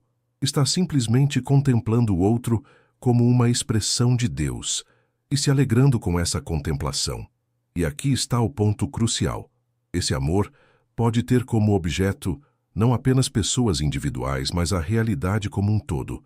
Você pode amar o universo, não no sentido sentimental de ter bons sentimentos sobre o cosmos, no sentido profundo de contemplar a ordem infinita das coisas e se alegrar com ela, de ver a beleza da necessidade, de compreender que tudo o que existe é uma expressão necessária da substância divina e amar essa expressão precisamente por ser o que é.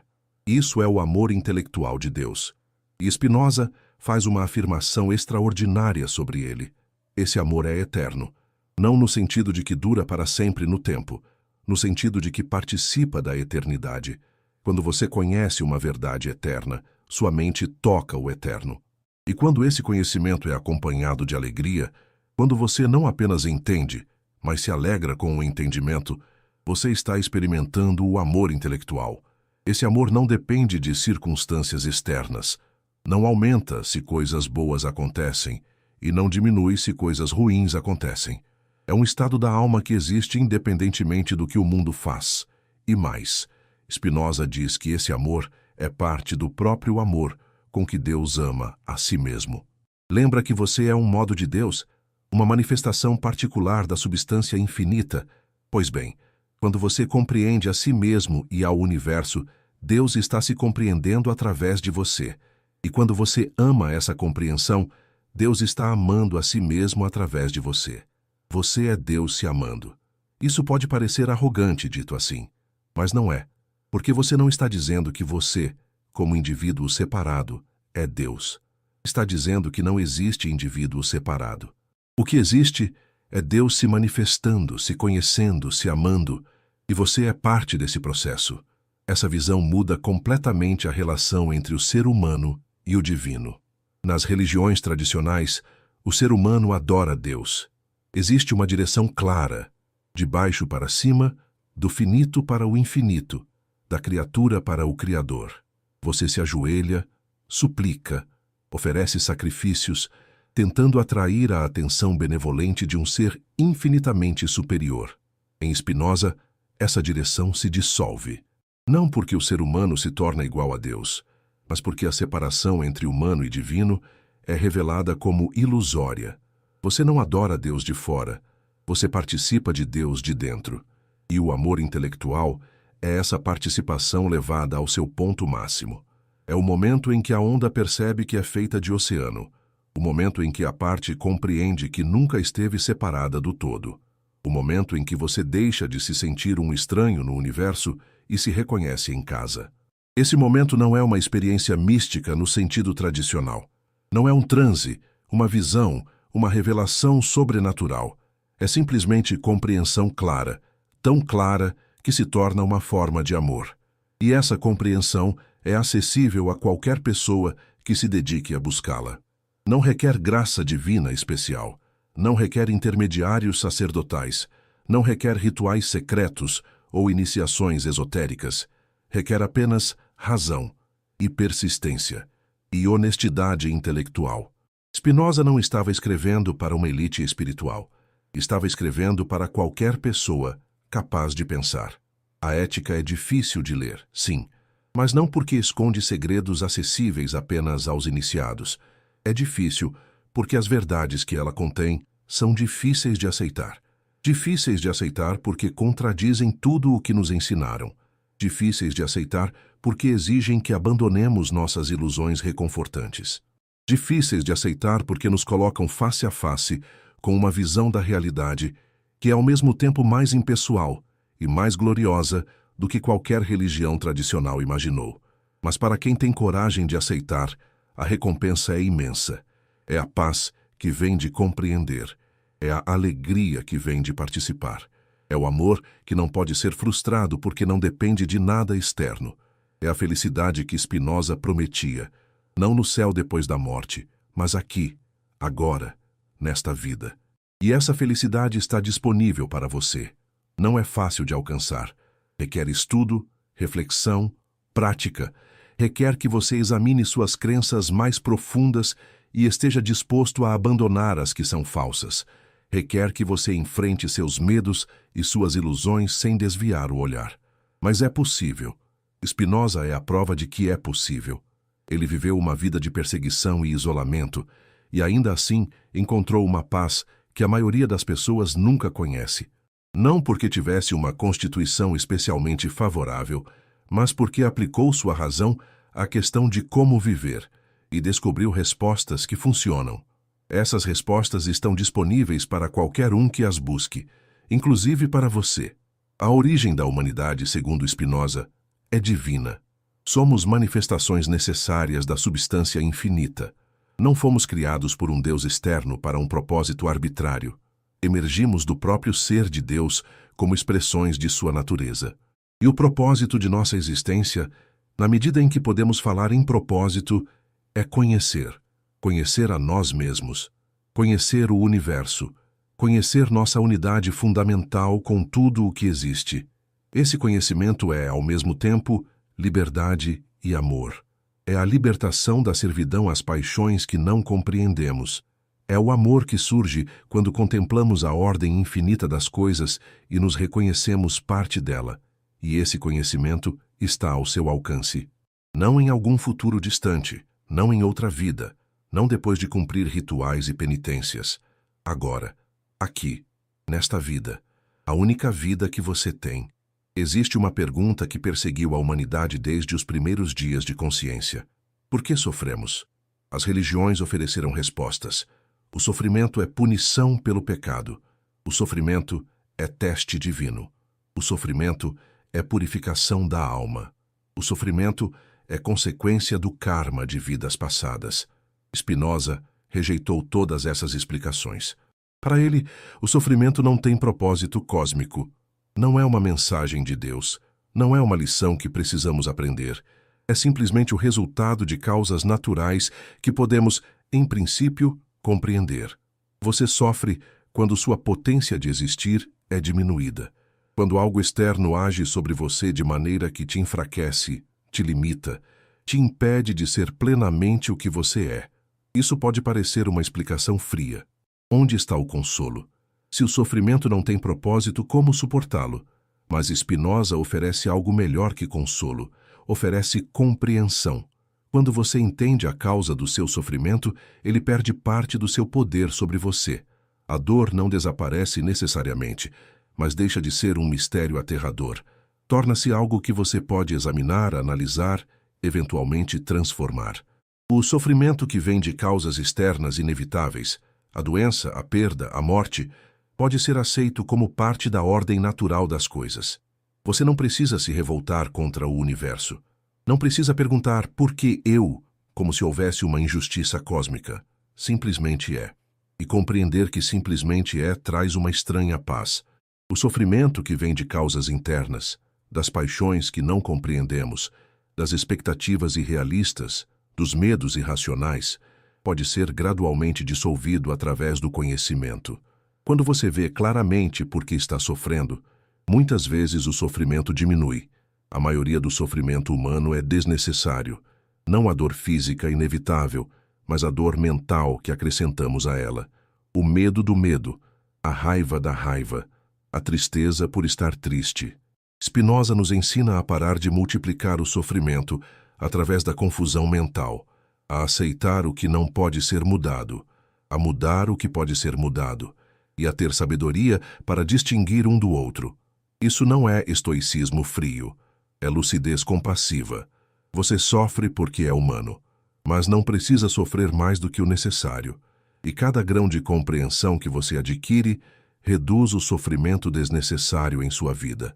Essa é a resposta de Spinoza para o problema do mal. Não uma justificativa teológica que tenta explicar por que um Deus bom permite o sofrimento.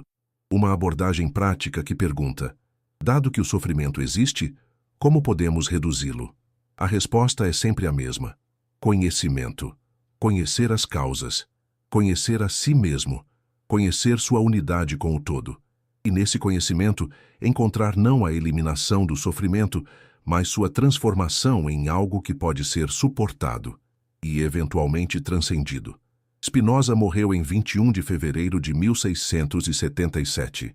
Tinha 44 anos. A causa oficial foi tuberculose, agravada pela poeira de vidro que inalou durante décadas enquanto polia lentes. Mas há quem diga que ele morreu de filosofia, que seu corpo simplesmente não conseguiu acompanhar a intensidade de sua mente. Seus últimos dias foram tranquilos. Conversou com seu senhorio sobre assuntos cotidianos. Fumou seu cachimbo. Não houve confissões de última hora. Não houve reconciliação com a religião que o havia rejeitado. Não houve medo do que viria depois. Spinoza morreu como viveu, em paz com o universo. Uma semana após sua morte, uma carruagem misteriosa chegou à casa onde ele havia morado. Homens desceram e levaram um baú cheio de manuscritos. Entre eles estava a Ética, a obra que Spinoza havia decidido não publicar em vida por medo de perseguição. Poucos meses depois, a Ética foi publicada anonimamente. As autoridades religiosas imediatamente a condenaram. O livro foi banido na Holanda. Foi colocado no index de livros proibidos da Igreja Católica. Possuí-lo era crime, mas não puderam destruí-lo. A Ética circulou clandestinamente. Foi lida por filósofos que não ousavam citá-la publicamente. Influenciou pensadores que fingiam nunca tê-la visto. Plantou sementes que germinariam séculos depois. Leibniz, um dos maiores gênios de sua época, visitou Spinoza secretamente e passou horas conversando com ele. Depois, publicamente, o criticou e se distanciou. Mas seus próprios escritos mostram quanto absorveu daquelas conversas. Goethe, o maior escritor alemão, declarou que a Ética foi o livro mais importante de sua vida. Hegel disse que toda a filosofia começa com Spinoza. Nietzsche o chamou de seu precursor. Einstein, quando perguntado se acreditava em Deus, respondeu: acredito no Deus de Spinoza. O homem que foi amaldiçoado e esquecido se tornou um dos filósofos mais influentes da história.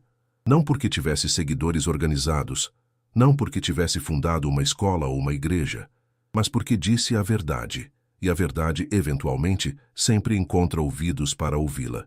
Spinoza não queria discípulos, não queria adoração, não queria que suas palavras fossem repetidas como dogmas por pessoas que não as compreendiam. Queria apenas que as pessoas pensassem, que usassem sua razão, que descobrissem por si mesmas o que ele havia descoberto, porque a verdade sobre a origem da humanidade não é propriedade de ninguém, não é um segredo guardado por iniciados. É algo que está disponível para qualquer mente disposta a buscá-la com honestidade e persistência. Spinoza abriu um caminho, mas cada pessoa precisa percorrê-lo com seus próprios pés. Você pode estar se perguntando: e na prática, como viver de acordo com essas ideias? Spinoza não era um filósofo de Torre de Marfim. Ele acreditava que a filosofia deveria transformar a vida. Não valia nada conhecer a verdade se esse conhecimento não fizesse diferença em como você acorda de manhã, como trata as pessoas ao seu redor, como enfrenta as dificuldades. Então, aqui estão algumas implicações práticas da filosofia spinoziana. Primeiro, pare de se culpar. Você não escolheu ser quem você é. Suas características, suas tendências, suas fraquezas, tudo isso é resultado de causas que você não controlou. Culpar-se por ser imperfeito é tão absurdo quanto culpar uma pedra por cair quando solta. Isso não significa que você não pode mudar. Significa que a mudança não vem da culpa, mas da compreensão. Entenda por que você age de certas maneiras, e a mudança se torna possível. Torture-se com culpa, e você apenas acrescenta sofrimento ao sofrimento. Segundo, pare de culpar os outros, pelo mesmo motivo. As pessoas que te machucaram agiram de acordo com suas naturezas e circunstâncias. Elas não poderiam ter agido diferente, dado quem eram naquele momento. Odiá-las é como odiar o vento por soprar. Isso não significa aceitar passivamente a injustiça. Significa responder a ela sem o veneno do ódio. Você pode se proteger, pode buscar reparação, pode trabalhar para mudar as condições que produziram o mal. Tudo isso sem se corroer por dentro com ressentimento. Terceiro, busque compreender suas emoções. Quando sentir raiva, medo, inveja, ciúme, pare e pergunte: de onde isso vem? Que ideias sobre mim e sobre o mundo estão gerando essa emoção? Essas ideias são verdadeiras? Muitas vezes, você descobrirá que suas emoções negativas são baseadas em ilusões.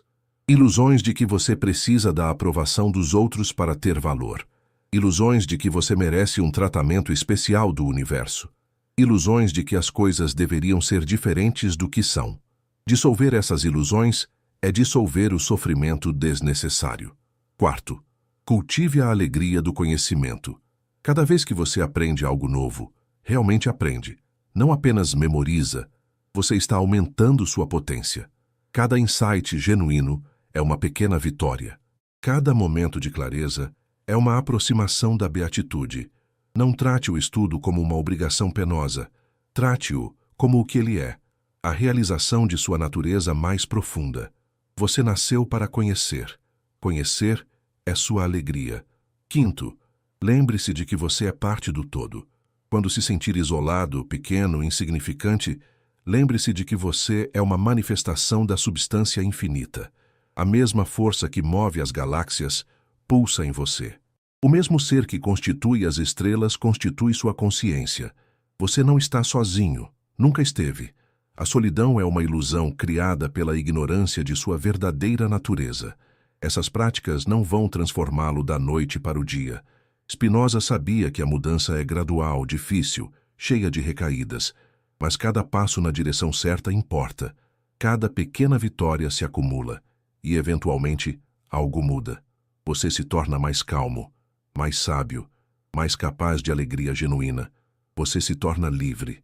Há um mal-entendido comum sobre Spinoza que precisa ser esclarecido. As pessoas ouvem que ele identificava Deus com a natureza e concluem que era ateu, que estava simplesmente usando a palavra Deus como uma metáfora poética para o universo físico, que não havia nada realmente espiritual em sua filosofia. Isso é profundamente errado. Spinoza não era ateu, era algo mais radical. Era alguém que levava a ideia de Deus mais a sério do que os próprios religiosos. Pense no que as religiões tradicionais dizem sobre Deus, que ele é infinito, que ele é eterno, que ele está em toda parte, que nada existe fora dele. Spinoza simplesmente tirou as consequências lógicas dessas afirmações. Se Deus é infinito, não pode haver nada fora dele, porque se houvesse, ele seria limitado por esse algo, e, portanto, não seria infinito. Logo, tudo o que existe deve estar em Deus. Se Deus é eterno, não pode ter começado a existir, nem pode deixar de existir. Logo, a criação não pode ser um evento no tempo, deve ser um aspecto permanente da natureza divina. Se Deus está em toda parte, não pode haver lugar onde ele não esteja.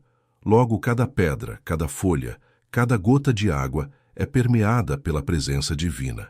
As religiões tradicionais afirmam essas coisas, mas não levam a sério suas implicações.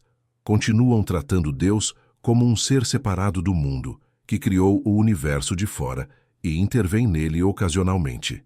Spinoza levou a sério. E o resultado foi uma visão de Deus muito mais grandiosa do que qualquer religião tradicional oferece. O Deus de Spinoza não é um velho barbudo sentado em um trono celeste, julgando os humanos e decidindo quem vai para o céu ou para o inferno. Não é um governante caprichoso que escolhe favoritos e pune inimigos. Não é um ser com emoções humanas como raiva, ciúme e arrependimento. O Deus de Spinoza é a totalidade infinita da existência. É a ordem necessária que permeia todas as coisas.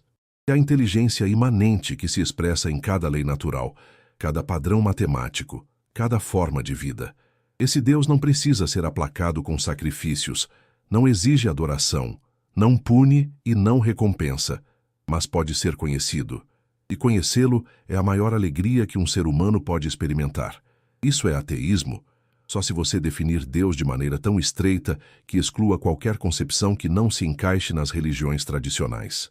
Mas se você definir Deus como a realidade última, aquilo do qual tudo depende e que não depende de nada, então Spinoza não é ateu. É o teólogo mais radical que já existiu. E sua mensagem é: Deus está mais perto de você do que você imagina. Não em algum céu distante, aqui, agora, em você. Estamos chegando ao fim desta jornada. Mas antes de concluir, preciso falar sobre esperança. A filosofia de Spinoza pode parecer, à primeira vista, fria e determinista. Se tudo é necessário, se nada poderia ser diferente do que é, onde está o espaço para a esperança? Por que lutar por um mundo melhor, se o mundo já é exatamente o que tinha que ser? Essa objeção desaparece quando você entende o que Spinoza realmente está dizendo. Sim, tudo é determinado, mas a determinação inclui você. Inclui seus pensamentos, suas ações, seus esforços para mudar as coisas. O fato de que você está assistindo a este vídeo e pensando sobre essas ideias já está mudando a cadeia causal que passa através de você. A esperança, para Spinoza, não é a expectativa passiva de que algo bom vai acontecer. É o reconhecimento ativo de que você é parte das causas que moldam o futuro. Você pode não controlar o universo, mas você é uma das forças que o movem. Suas escolhas importam, não porque sejam livres no sentido metafísico, mas porque são reais, são suas, são expressões da sua natureza. E quanto mais você conhece, mais poderosas se tornam suas escolhas. A pessoa ignorante é jogada pelas circunstâncias. A pessoa sábia navega pelas circunstâncias. Spinoza não era um quietista que pregava a aceitação passiva do status quo. Ele acreditava em ação. Ação baseada em compreensão, não em paixão cega. O mundo pode ser melhorado. O sofrimento pode ser reduzido.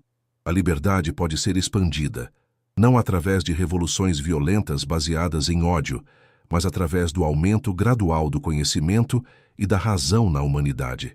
Essa é uma esperança mais modesta do que a promessa religiosa de um paraíso futuro. Mas é uma esperança real, baseada em possibilidades concretas. E é uma esperança que começa em você. Cada pessoa que compreende um pouco mais, que se liberta um pouco mais, que ama um pouco mais, essa pessoa está contribuindo para o bem do todo, não através de pregação ou imposição, mas através do exemplo. Spinoza transformou sua própria vida em um exemplo, e esse exemplo continua inspirando pessoas mais de 3 séculos depois. Você pode fazer o mesmo, não na mesma escala, talvez, mas na escala que lhe é possível. E isso é suficiente.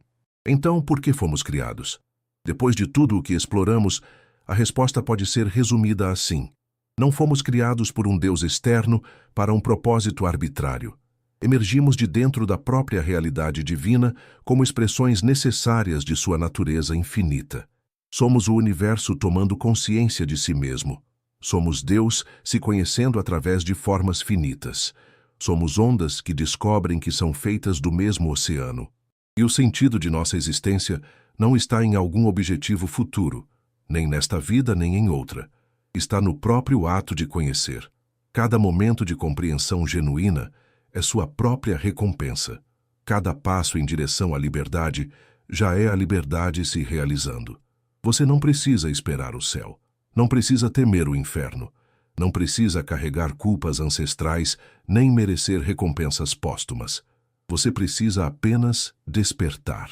Despertar para o que você já é, uma manifestação única e irrepetível da substância infinita, um ponto de vista particular através do qual Deus contempla a si mesmo, uma consciência que tem o poder extraordinário de compreender sua própria natureza e se alegrar com essa compreensão. Spinoza foi amaldiçoado por ter descoberto isso. Foi isolado, rejeitado, esquecido por seus contemporâneos.